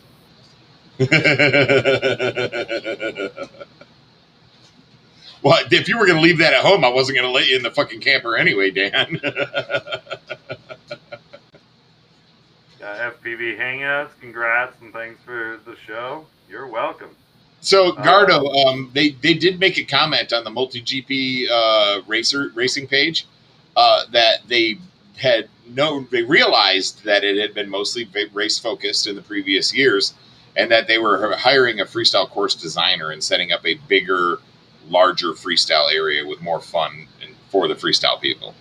So it will be better that way this year because they had a lot of people that didn't even go to the race side.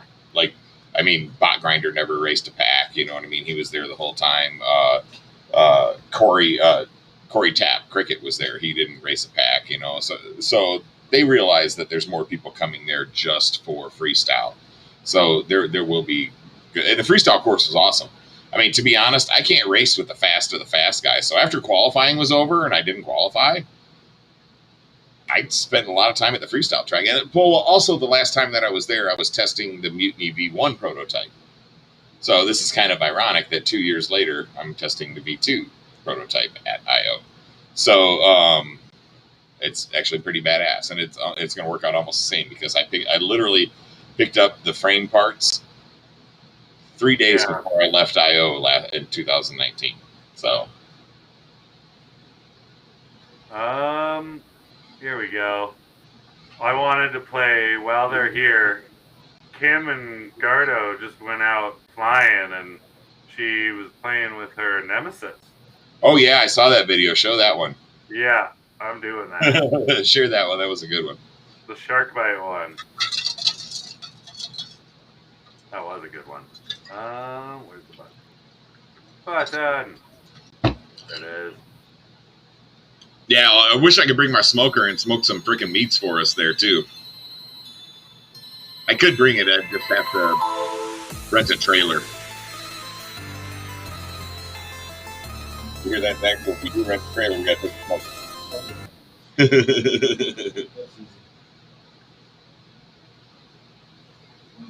Yeah. She said she's got a little bit of prop wash, but I'm going to help her tune that out. Shouldn't be an issue. Well, that's why. Well, she said, she said she was flying your Renegade tune, and I was like, and Aaron said the same thing, and I told her, I said, well, talk to Dan. I said, because his Renegade tune doesn't take into account the Vista unit.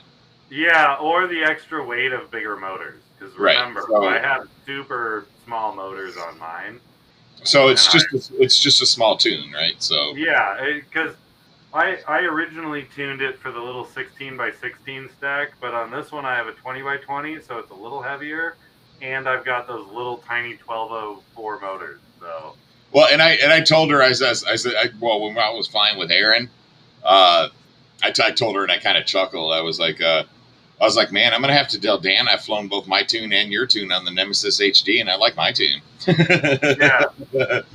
But again, like hers was tuned with mine was a lot lighter. It's on 14.4s, right? She's running the 850 milliamp hour packs as well, which gives it even more weight on her Nemesis HD.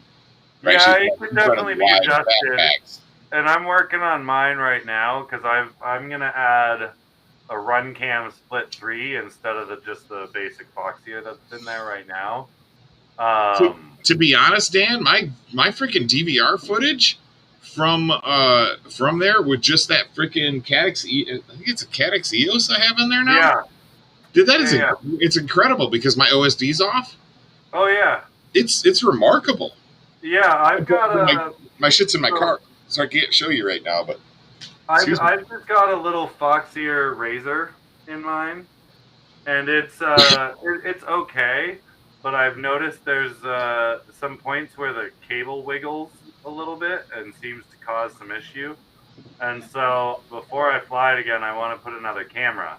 I have to do some work on that X8, so I'm just gonna pull the RunCam split out of there and drop it in the Nemesis, and then when I rework the X8, I'm just gonna put the other Fox in there. So, all right. Yeah, guys, I'm gonna bring all my quads. Like I remember, yeah, I'm gonna bring a lot of stuff.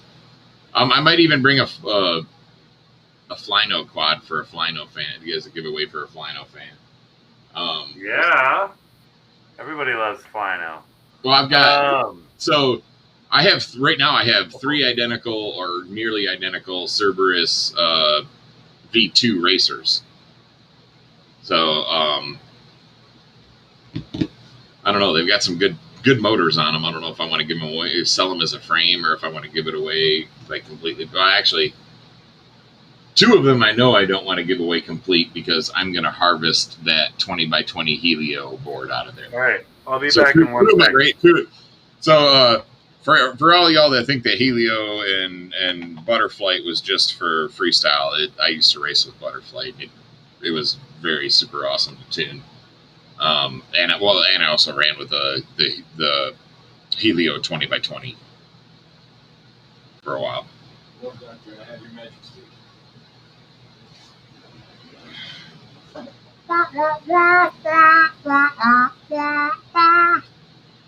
Yeah, Gardo, it would be great to see you guys down there, man. That would be awesome. I'd love to see you guys come down and hang out. Actually, you know what? If not, I'm going to be driving from Multi-GPIO westward towards West Coast Throwdown out in Oregon. So I don't know what your guys' work schedule looks like, but I might be able to meet up like on that Monday a little bit closer to you guys. Like if you want to meet down near the, somewhere, shortly off the interstate and fly some spots or something like that. I won't be able to go all the way up to Wisconsin, though. It's a little far out of the way.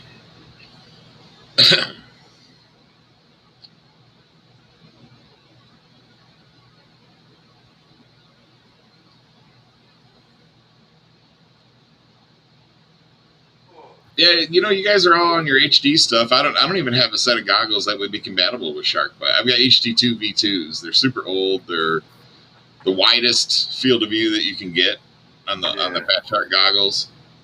I'm just happily holding on to them. And I run. I'm still running a fucking a TrueD 3.5 module. It's running 3.8 firmware. But what's that? My Attitude V5 OLEDs, they have a TrueD built in stock, so I'm running a TrueD as well. Right now, to be honest, though, if I didn't have to float my whole business trip before they reimburse me, I would be buying a set of Fat Shark HD O2s right now. Yeah.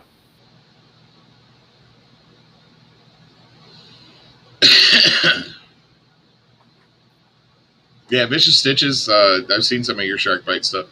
Who else is running it? Dang it, Titan FPV. Can't remember his name. Jeff Hammond. Yeah.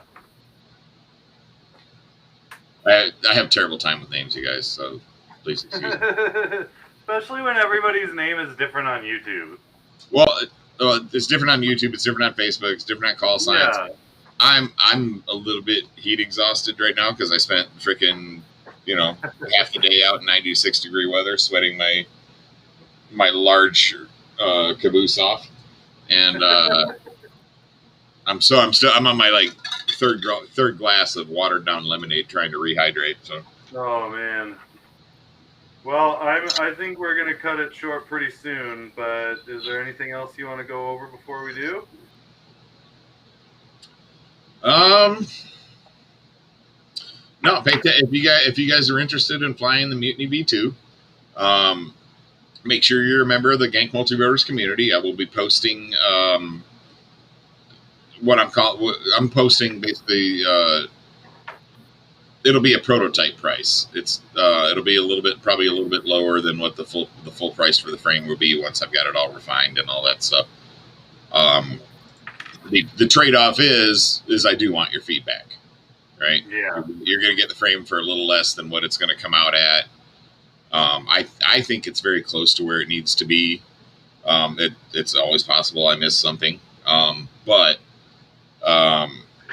for sure I'm gonna. I'll give you guys the information on the pricing and where we can purchase it, and then when the STL files will be available for you guys to be able to start printing your stuff. Awesome.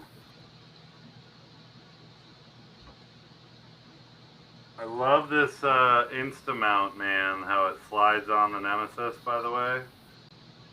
Oh, how it locks on there? Yeah, dude. Every time I go to pick it up, I'm like, just 2 screws. That's all it needs. Just those 2 screws. I'm a smart guy sometimes, man. I do some things that are pretty cool.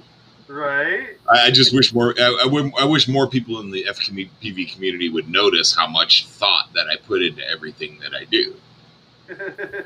So, I mean, like seriously, I have a freaking list of things that have to be on every frame now because I'm aware that I have made a mistake on that portion in the past. Yeah. I make a conscious effort to make sure I pay attention and focus on that area in every design in the future.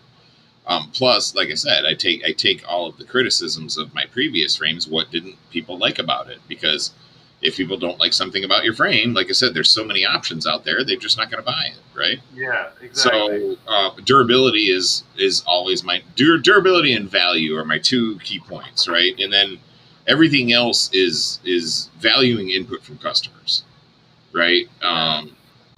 Taking into account customer complaints, trying to make sure your customers are happy. Especially if I screw something up, if I forget something in your order, if I get something wrong, I give you the wrong size arms or something like that.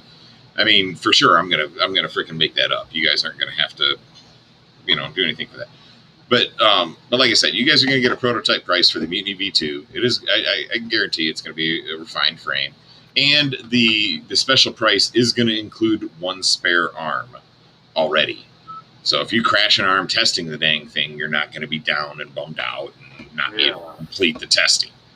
Okay, and I'm going to order some spare arms. So if you do break an arm, hit me up. I'll send you another spare arm so you've got another backup in case you got another one that breaks. All right. These are some of the things that I do for the prototype teams that I don't do for other people, for everybody, right? Well, so I get normally to get. Jeff does. Our 2 pilots do at least. Yeah, that would be cool, Danish, because I do not have a Hero 9 mount. So if you could make me a Hero 9 mount for that Mutiny, that would be awesome because I can do Heroes 5, 6, 7, 8, and I can do the Session 4, 5, Runcam, the old Runcam 3 and the Runcam 5,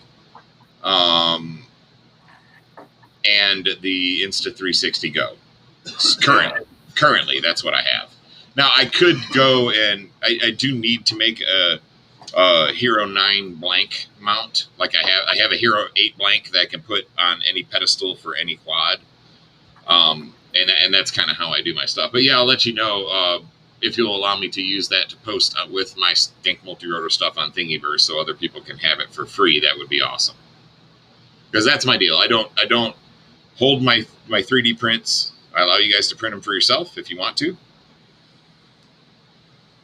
That's one of the pet peeves that I had when I first started FPV was finding someone who had a mount for a particular frame and not being able to print it myself. I have to purchase it from somebody, and then I also had the bad experience where I was looking for a particular color, and then that somebody that was the only person that I could get this print from would only do them in red.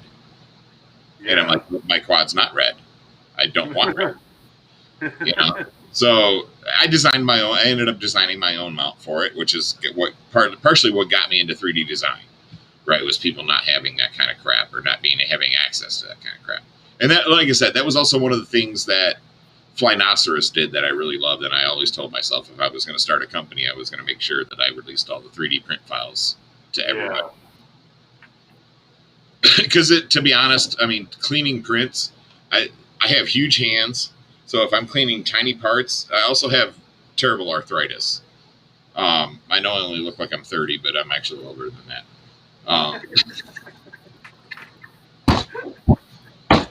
I kill myself. But yeah, so it's my arthritic hands. It's really hard to clean through 3D prints. So for me, it's a value add for me to have you guys be able to print your own stuff. Yeah. I don't have to hire a printing company like Brain 3D or Elite 3D or any of these guys to print my shit for me. Right. So, but like I said, I saw how much that the people in the Flynoceros community appreciated about that. But Josh was the same way. He didn't want to run a print farm because running a print farm is tedious. The things break down and they're finicky, and especially back when he started Flynoceros. So yeah. So Vicious Stitches, I am running Creality 100% Creality setups. I have a Creality CR10 that I put a borosilicate bed with the screened texture on, and a direct drive unit, a $30 direct drive Amazon unit on, and that thing prints like butter. I also run a Hicktop Creality D3 Hero. It's an independent dual extruder. It's got 2 extruder heads on it, and it can run duplicate printing. So that one's my workhorse. When I do a production print, like if somebody requests, say, blue for Nemesis HD prints, I throw on purple. It prints duplicates in 2 different colors. So I'll throw on a purple set as well, because purple is also a popular color. So I'll have a set of purple, so the next time somebody orders one, I may happen to have that print already ready. Yeah. But I get 2 sets of prints in the same time that it takes me to print 1 set of prints. Now, both of the arms, they move together. So when it's printing, both of the heads move back and forth. So it's printing a set of prints on the right side of the bed with one color and a set of prints on the other side of the bed with another color. If you guys scroll through my channel, I think I've got a couple of posts, videos of them doing the dual printer. Yes, D3 Hero is the freaking awesome printer. D3 FPV. The Chaos Purple, actually, RDQ has it. Pyro Drone has the Pyroflex version of the Chaos Purple, and Amazon. I buy mine from Amazon, to be honest. Unless I'm doing an order for Pyro or RDQ at the time, then I'll just throw my spool on there. But I get it from Amazon faster than get it from RDQ or Pyro. Yeah, when I bought mine, I bought it off of Cohen's affiliate link or whatever. Thank you for the kind words, Kim. Have a great night. Night night.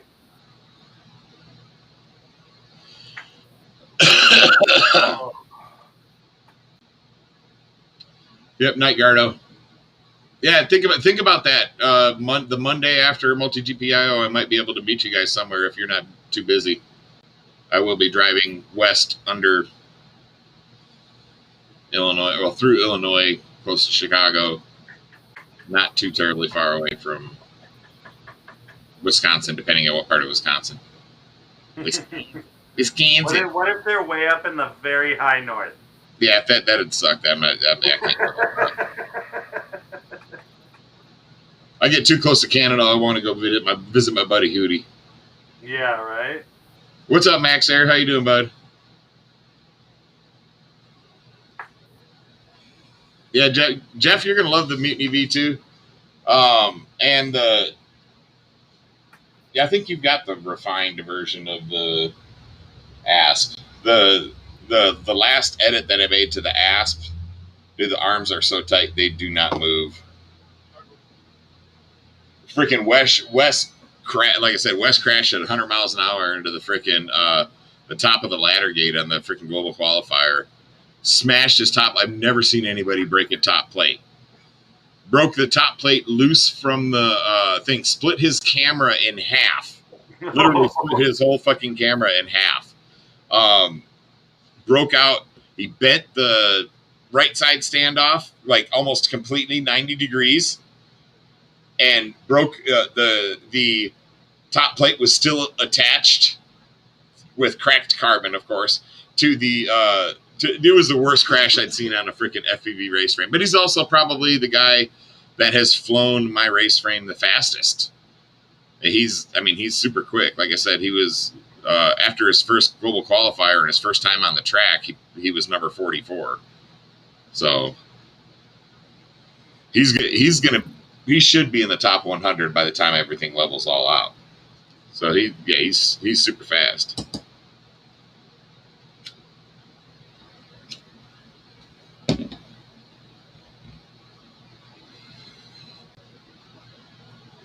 Sorry, I'm trying to focus on soldering at the moment.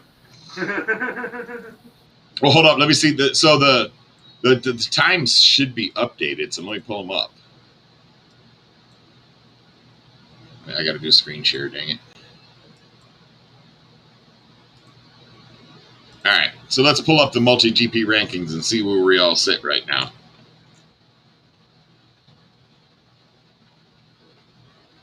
right. Can you guys see my screen? Okay. Yeah, you can. All right, so championships, 21 multi-GP championship. Let's look at the global qualifier leaderboard. All right.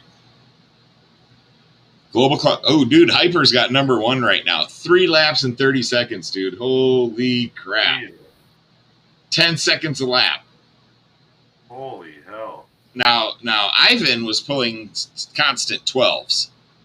So let's see where he's at. So we've got Hyper we'll do the top 10, right? The current top 10. All right, hey Dan, will you make my screen big and put us over on the side, please? Yeah. All right, so we got Hyper at number 1 with 3:30.52, 3 at 30:52.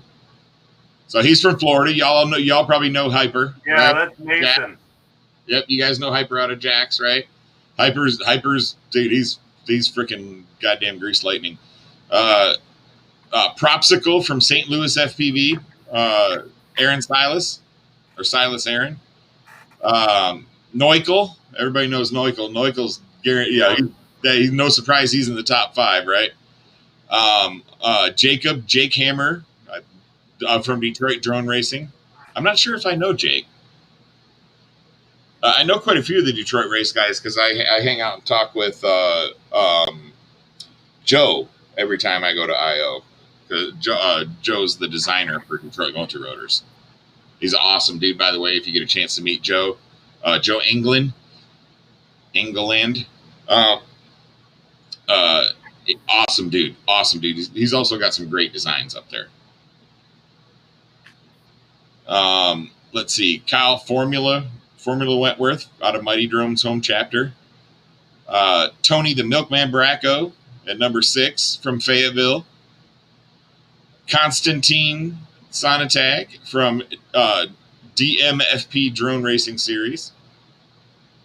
Looks like he's sporting that German flag. Yep, DE. We've got Russell AR, Russell Jameson, or Jameson Russell. God dang, I always get this backwards. Southeast Atlanta, running 3 laps at 33.6. Yannick Stickman FPV. Everybody knew Stickman was going to be up there, right? All right, then we got Tristan T-Dog, Taft from the other guys. I'm not sure where he's out of. Corey RC Ross out of Miami FPV Racers at 11. Cal Fitty Cal FPV running out of Rotor Racers. Let's see where's our first Texan. Oh, AK's up there. AK's sitting at 16. We all know AK from the Micro Drone series. AK, yeah, Anthony Knight, yeah. He's a wicked pilot, by the way. Oh, AK? Yeah, just amazing. Yep. We got Joshua Wild Type.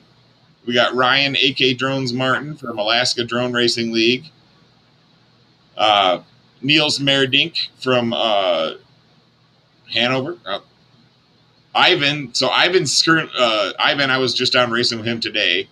He is sitting at number 20. Nice. That's the first Texas guy that I've seen on the list so far.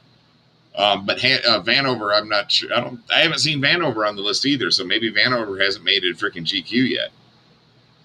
I thought he went to the Dallas one though. I don't know. It means Vanover hasn't flown yet because he flies out of Texas. So, or he's not faster than Ivan, which, you know. Oh, shit. J-Box is at 25. J-Box still in it. Now, haven't heard from J-Box in a while. So J-Box hasn't really been flying a whole lot. So I'm sure he was pretty happy to be in the top 25. Last year, J-Box made it to number 11. No, Ivan was number 11. J-Box was like 13, and then Neil was 19. Nice. Don't ask me how I can remember that. I'm better with numbers than names. So we got, let's see who else we got. Heart of America, Sean Ames. All right, sitting at 28. H Squad, Neil. So Neil Merrick raced with him today out of H Squadron, sitting at 32. Cappy 1 out of Detroit Drone Racing. God dang it. Cappy 1 is sitting at 33. Get back where I was. All right, Rotor Jackets, Tanner Infinite. Let's see who else do I know here. Another Jacksonville guy, solid FPV at number 37, Tony Esperanza. You guys might know him. Miami guy, Elio EM Drones. Elio. Or Elio. Ethan FPV. Everybody know Ethan took 3rd place last year at Multi GPIO. Second place in 2019. Ethan FPV King. He flies out of Maine. Let's see, Southwest. H Squad again. Matt Max, Matty Borledge. He normally flies. He wasn't there today, but he normally flies out of Houston as well. So we got guys from Cleveland, Nerd FPV.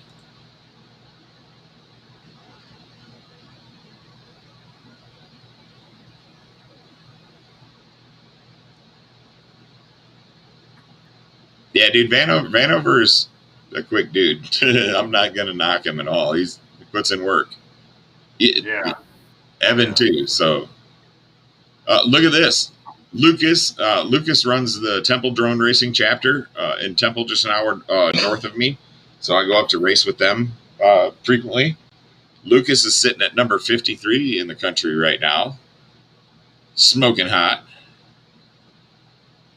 So Joe Cool Smithers, Gank Multirotors pilot, sitting at number 56 right now with 3 laps, 40 seconds. So congrats, Wes, being just outside of the top 50. I know he was bummed today when we unseized a motor. He actually took apart and unseized a motor to be able to finish the last qual lap. He missed one of his qual laps. Let's see who else we got here. A couple more guys from Detroit Drone Racing, Agent Orange and Jeff PV. Dallas Drone Racing, Kumo Craft. I've raced with him quite a bit. That's cool. Bladed Fury, Rotostars, Nerds, CA, Pennsylvania. You guys realize each one of these pages is only separated by like 3 seconds, right? Like it's 43 seconds at the top of the page and 46 seconds at the bottom of the page. Yeah. So the racing is tight. Okay. Let's see. Who else do I have here from Texas? 99 to 100, so that's not very many. Like a lot of our fast pilots just quit racing. My buddy David, Old Man FPV, dude. He was quick. Just got out of it.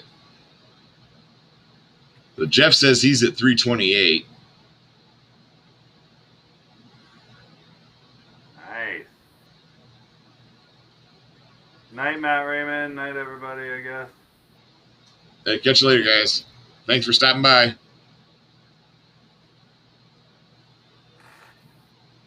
There's some Wolfpack guys in there sitting at 131, 133. Who? Which Wolfpack guys? Zach Herrick, Zix, okay. And Joe Specimen Caller. Oh, okay. Let's see. Jake Vertical Wilds is in there for Jacksonville. Eduardo Shake and Bake Oyola is in there for Jax. Eduardo's an awesome guy. Mike Kleino, he's the guy that he and I run the multi-DP chair. Well, technically we run it, but we've only held a couple of events each year because this year because we've both been busy. Shit, what page was I on? 6. So here's the page I was on. Andy Kloondog, he's from H Squad. Andy is the guy that hosted the race today. It was at his house. Let's see. Shake and Bake Iola. We talked about him. Michael Desert Rat Clino. Like I said, he and I run Austin FPV racing. So let's see. Omar Hassan. Okay. I thought I saw. There he is. Olaf Ochoa. Olaf Ochoa showed up. He hasn't flown in a year, guys. Okay, so Olaf's a super fast guy. I don't know if you guys know him. He did a lot of posts on the Pyro page. He was a Pyro-sponsored pilot and did a lot of testing for Pyro and stuff like that for a while. So if you guys are on the Pyro drone page, you may know him. So Olaf runs super stupid fast. So he's sitting at 139. He showed up cold, hasn't flown in a year on old untuned equipment with old batteries. And he comes in at 139. That's called being a gangster. Yeah, that's a gangster for sure right there. Let's see. Who else we got? Omar Hassan from Omar was there today. He's from H-Town FPV.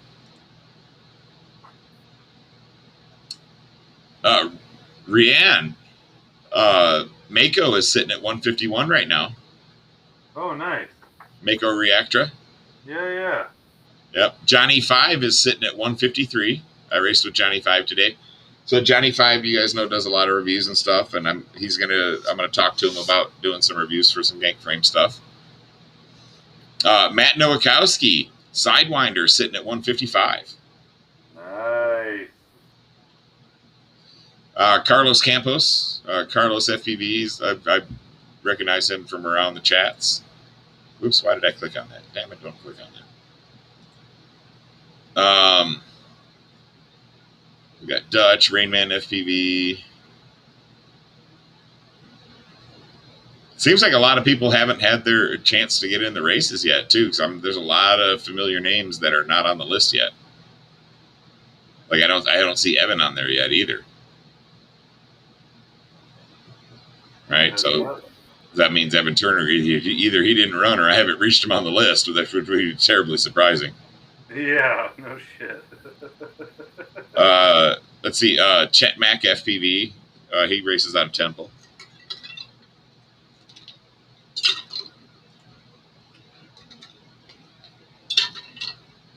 So when you get when you're in the red, that's the hot guys, the guys that are running fast. When you start getting to the blue, that's the cold guys. So, that's us. I'm going to be in this group. Another guy from H Squad, Lucky Hansen.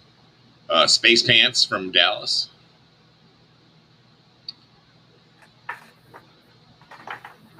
One sec. Who else? I keep looking at Cleveland too because I want to see if God dang it. Can't remember his name now. Robert Pringle. What the frick's his FPV name?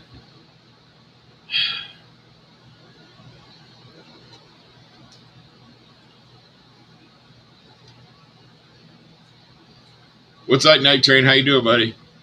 See you later, Limited.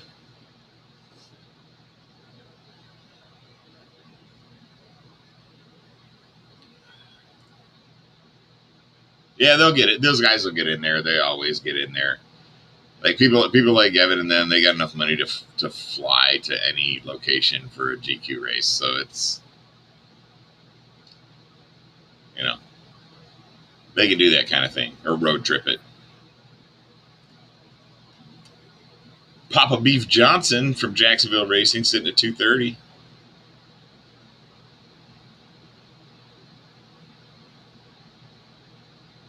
More Dallas guys. Residue. Kevin Hanisch. Sweet. Kevin Hanisch is one of the guys that runs Dallas Drone Racing. He's sitting at 250 right now. That's cool.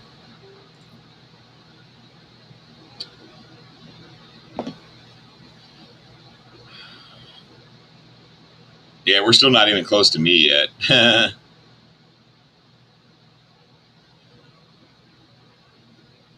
Nico was there today. I could beat Nico if I had some practice. I know I could.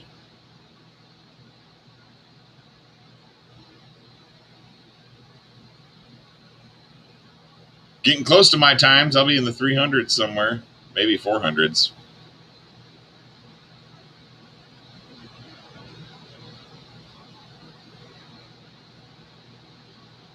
There's Rick James right there sitting at 319. Mr. Rick James. What's up, Rick James? Catching up to his brother. Oh. Oh, I think, did Ricky beat Jeff? Yes, I haven't come across Jeff yet. So Ricky is in front of Jeff right now. Ricky's about to steal a sponsorship. That's gotta stink. What's up, James? How you doing, Crazy Jimmy? Crazy Jimmy. What's up, Crazy Jimmy? How you doing, buddy? Hey, Jimmy, glad you're here. If you're free this week, hit me up. So here's Jeff at 320. Here's Jeff at 328. So Ricky is not very far ahead of Jeff. So, well, I should be really close to Jeff. I'm pretty sure. Here I am right here at 340. Yep. You were close, Jeff. I'm at 340.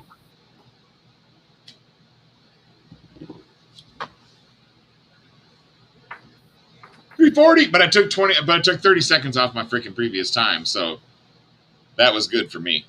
I was sitting at 2 minutes because I couldn't string 3 laps to save my life. Every time I'd get like 2.5 and then I'd crash, and I was like, please let me be able to get up quick, and then it wouldn't turtle mode, or I'd be up against a gate or get stuck in a gate. Yeah.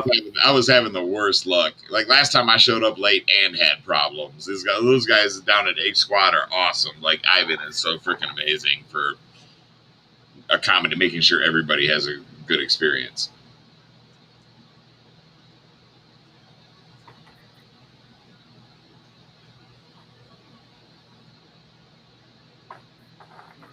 All right, James said he's going to be off Thursday this week, Dan.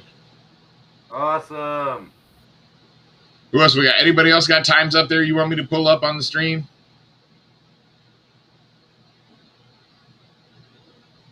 Well, I'll just go down and I'll start hollering out any Wolfpack or Jack's guys.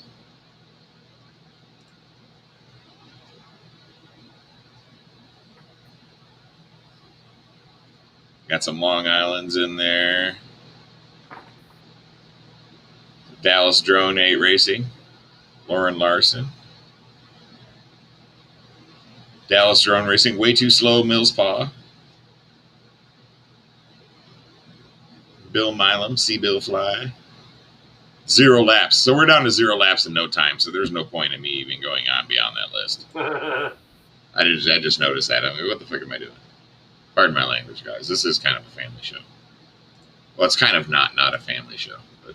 Agreed. Just a little bit of column A, a little bit of column B. Well, I mean, you and I aren't very vulgar and rude people anyway, so we do occasionally curse, though. We do smoke, you know, so. I am not a role model. I've said it before. I'll say it again. I'm not a role model.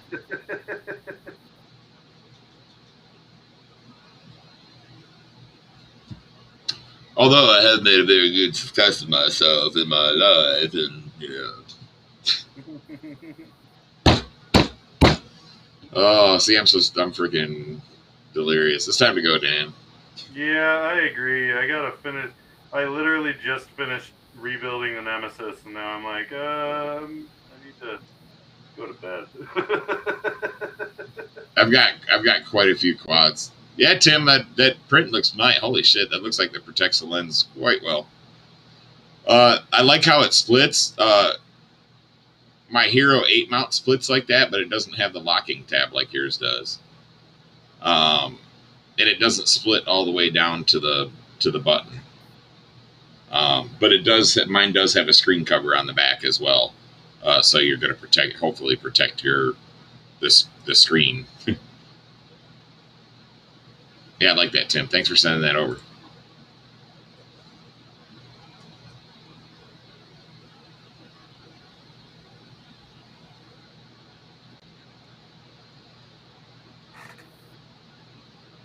Hey, Crazy Jimmy, if you want to fly gates, man, get a whoop.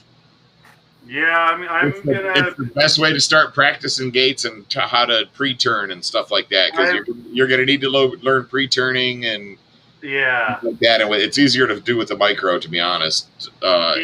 He's been looking at the Nemesis HD. Okay.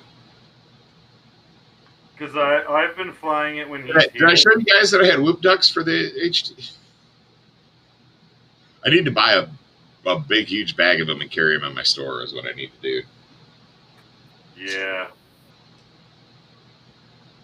Or make a deal. Or I'll start. Maybe I can talk to Troy about buying some of his super expensive ducks that he had paid for the mold to get made. They actually look like they look like real. To be honest, they look like really good ducks. I just think they're going to be more expensive than what I want to pay for them. Yeah. But I mean, it's injection molding, and it does cost a lot of money to make a mold. I'm not gonna lie. I have researched it. Making an injection molding mold is expensive. Yeah. You want $10,000 to $30,000 depending on what you want cut and how big, and again, also how much mass production you plan on doing with it. Because if you want to build one hoop at a time, if all the hoops are identical, you can do that, right? And making that mold be significantly less than doing 4 full sets or 16 hoops, right, at once. So it depends on how fast you want to manufacture, right? Yeah.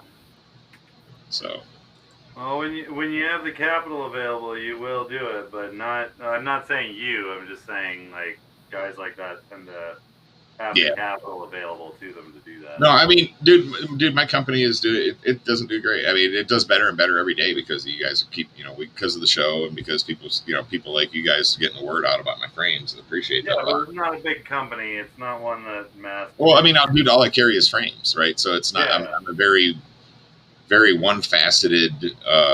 Well, I mean, as far as the genres, I'm starting to cover all of the genres, right? Because I've got my Chase quad frame coming out. I've got my Agile freestyle analog frames. I've got the like I said, I've got the new freestyle frame. I got the micro frames. I got a micro race frame. I got hexacopters. Yeah. You know what I mean? So and I'm starting to spread out across the niches to make sure that I've got a type of frame that is high quality and it's in the price range that people like. I'm not trying to kill you guys. Like I said, this isn't. I don't use this. I don't use this to pay my rent, so I don't need to make an insane amount of money per frame. And I feel like I hurt people if I charge too much for a frame. You know what I mean? I want to give you guys something that is along the lines of, like what it's less than what you pay for a Pyro Flip frame, right? Yeah. And imagine, because he has the buying power to do 20 times my orders. Yeah. I mean, 20 times my largest ever order, you know what I mean? Every time. And, so I'm definitely, not making as much money out of it. But like I said, I don't care. This is a hobby for me. I do it for, like I said, if I can give you guys something that's durable and I make a little bit of money to make it worth my while to do it, right? Because there's the design work is fun. The packaging and printing and going to the post office 3 times a week. You know what I mean? That kind of stuff gets, draining. But like I said, as long as I can make enough money to make it worth my while. Like this year, I made enough money it's paying for this trip to Multi-GPIO and to West Coast Throwdown. So that in combination with my company, who has coaxed me into after West Coast Throwdown, they want me to stay in Oregon for a week and train some people at Intel. So they're paying for my trip from the gas for Multi-GPIO. They're paying for the gas. They're paying for the hotel rooms and all that shit to Oregon and back from Oregon to Texas. So the road trip part will be courtesy of my company because I'm traveling for work for that part. And that's awesome for me because I had originally scheduled 3 weeks of vacation. So that the back half of that, I don't have to take anymore because the 4 days that I was going to take to travel across the country is now paid for by my company because I'm traveling to do training. The hotels along the way are paid for by my company because I'm traveling to do training. The weekend before I start training is West Coast Throwdown, so that's my weekend. It's weekend off. Yeah. So that following week, I was supposed to travel back, so that was another 3 days of vacation to travel back from Oregon to Texas, and then they're paying for that, so that's 10 days of vacation out of my stuff I don't have to take anymore. So I'm like, oh shit, I got 10 free days of vacation.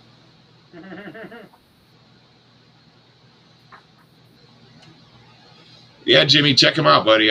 Like I said, if you're not happy with it, let me know what you don't like about it, and I'll throw it into the next design too. And like I said, I'm always listening for feedback from my guys.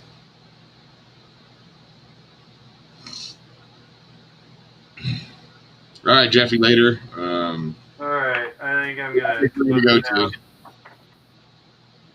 All right, folks, everybody. To be honest, I sit around and I'm a fidgeter. So for me, to do designing, it gives me something to do. You know what I mean? And like I said, I design frames that I want to fly. And I put in, like I said, I put in everybody's criticisms, critiques, things that I've learned about building frames, things that other people have taught me about building frames. Right. So yeah, hope you guys like them. I really think you're going to enjoy the Mutiny V2. I'm hoping it comes in at a weight that's acceptable for everybody. I have arm braces for all you all frickin' maniacs that like to go bouncing them down elevator chutes and whatnot. Flying bandos and so on. Danish is like, I'll take 6, thank you. What's up, Shark? Well, Dan, after I have a Mutiny V2, I'm going to carry one in my pocket in case I ever run into Bubby, right? Oh, yeah. Oh, of course. I won't send him one, but I may hand him one. Yeah, exactly. If I ever get to meet him. So, and not because I want to step in on Kevin's turf at all. I like Kevin. Kevin's a cool dude. Dan's cool, or David Ayers a cool dude too, right?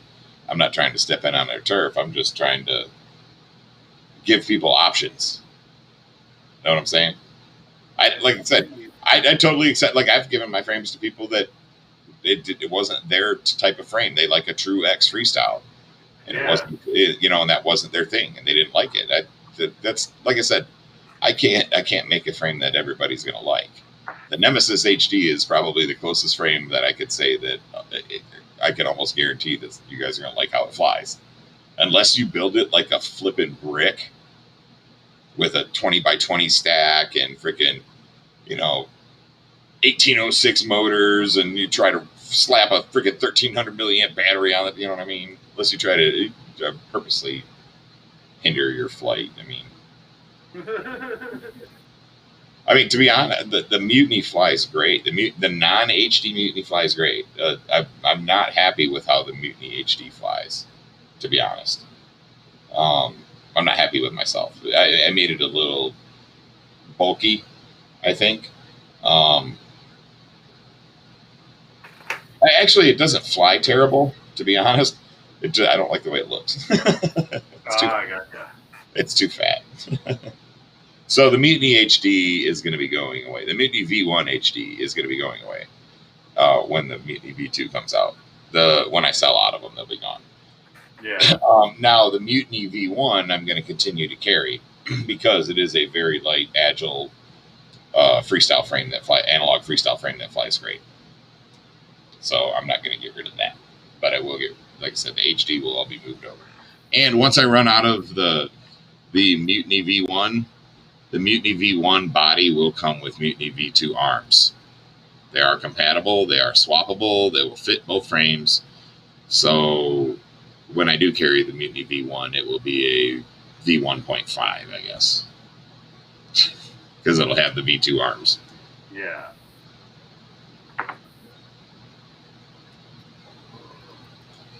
So yeah, the arm braces with dude. If you get the Bando arms with the arm braces on this freaking Mutiny, and you break something, man, I don't know what to tell you. Yeah. Because this frame is it's gonna be rock solid, guys. You'll dig it for real. You'll dig the looks. You'll dig the style. Still got that Mutiny flair. Then I'm gonna create T-shirts and I'm gonna say, "Why riot when you can mutiny?" And then we're gonna spread them all over hell and back, and we're gonna post it all over Rotor Riot.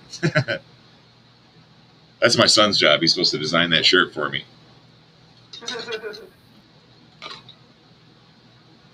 He's too busy sitting on the couch. No, actually, he's almost got the shirt designed. I drew the sketch out for it, and his job was to transfer the sketch to digital, and he's got that done, and he's working on the coloring and the finalization of it. Oh, nice. So it's just a matter of picking the font and adding the words and figuring out where I want to put the Gank Multirotors logo on it. Yeah.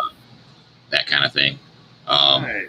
So it'll be based off a sketch that I drew, which, I mean, I rarely draw anymore. I used to be big into art like my kids. I used to draw and sketch. I actually used to draw comic books when I was a kid, or when I was young. Like even when I was in the Navy, that was one of the things. I used to read a lot of books, and when I ran out of books, I would draw comics.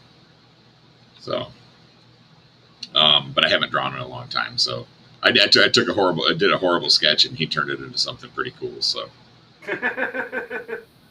Well, no, he said. Well, basically, what he told me, he tells me it's not a horrible sketch, and I said, dude, it's messed up. And he's like, well, no. He goes, what I mean is you laid out everything exactly how you want it. I just need to tweak how it looks, tweak the perspective, tweak. Like I drew the goggles out of perspective. I drew a skull with some goggles on, and I drew the goggles way out of perspective for the angle that the skull head was on, and he fixed that. 100% done. It was like I said. I gave him a very good canvas that I laid out what I wanted on the frame enough for him to be able to fix it and make it look awesome. So.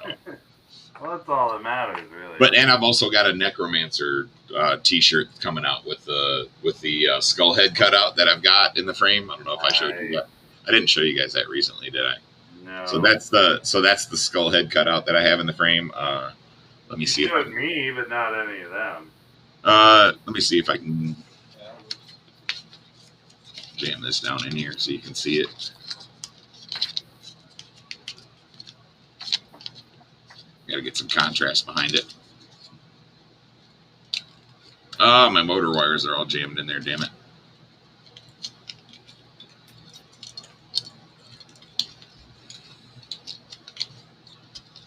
Son of a gun, get down in there. My hands are all...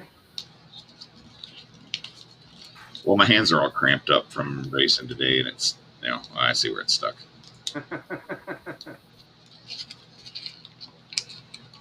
So here, I'll put a sticky note behind it so you can kind of see it a little better. So that's the Necromancer skull that I came out with for the design. So I'll have that on a T-shirt with the Necromancer name and the Gank logo. I'll also have the Necromancer skull on the side there. It's a little harder to see.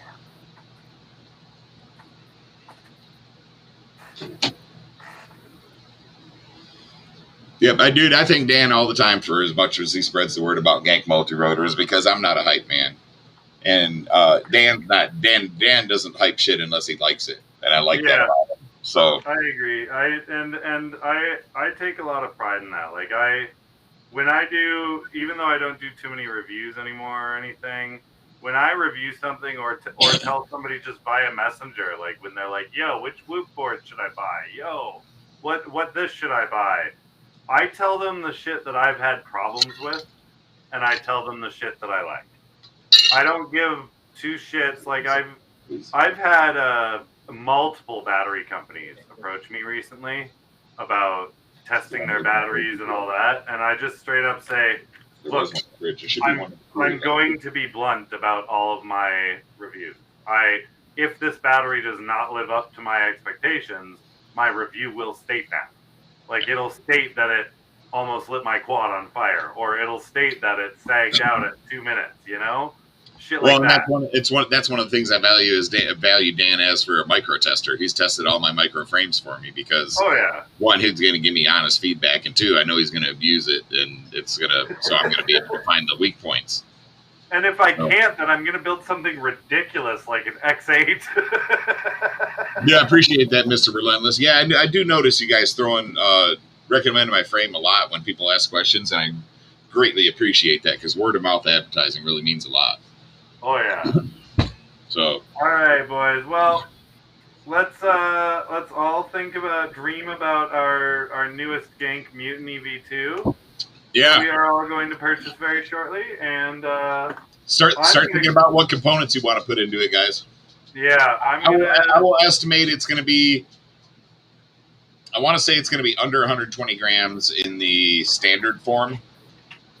Probably close to 115-ish with standard arms, and probably close to one. Well, hold on. Let me see what the Mutiny HD weighs, because it's going to be lighter than the Mutiny HD, but I've got all my TPU on this, so it's going to throw it off. So I believe the Mutiny HD is at 120, between 120 and 130. And I want to say that the Bando Mutiny V2 is going to be less than that. It may be right at that. It'll be significantly more if you get the arm braces. Yeah. Right. If you're adding carbon, obviously it's going to add weight, right? So, and if you do get the arm braces, prepare yourself for 10 millimeter motor screws on the 2 screws on each side that hold the braces, right? Yeah. 5 millimeter arm, 3 millimeter brace equals 8 millimeters, 2 millimeters into the motor. 10 millimeter is perfect if you get braces. All right. All right, boys. Check out WeBleedFPV.com and GankMultirotors.com, and we'll see you soon. Make sure you guys are on the Gank Multirotors community page, especially if you want to fly one of the Mutiny V2s on the first order. All right. So hit that up, folks. I am going to order some extra Mutiny V2 frames to take to IO with me, and to take to West Coast Throwdown with me. I may sell a lot of them at IO. I don't know. I doubt it. I'm hoping I bring enough to sell a few at IO and sell a few at West Coast Throwdown as well. Well, you can at the least, I'm going to have my 5.5 inch and my 6 inch Mutiny V2s with me so people can see them. Yeah. I'm bringing all my frames too. So have a good night, everybody. Take it easy. Marcel, what's up, buddy? Glad you joined in. Sorry it was right at the end. Yeah, bud. Fucking 12:15 already. All right.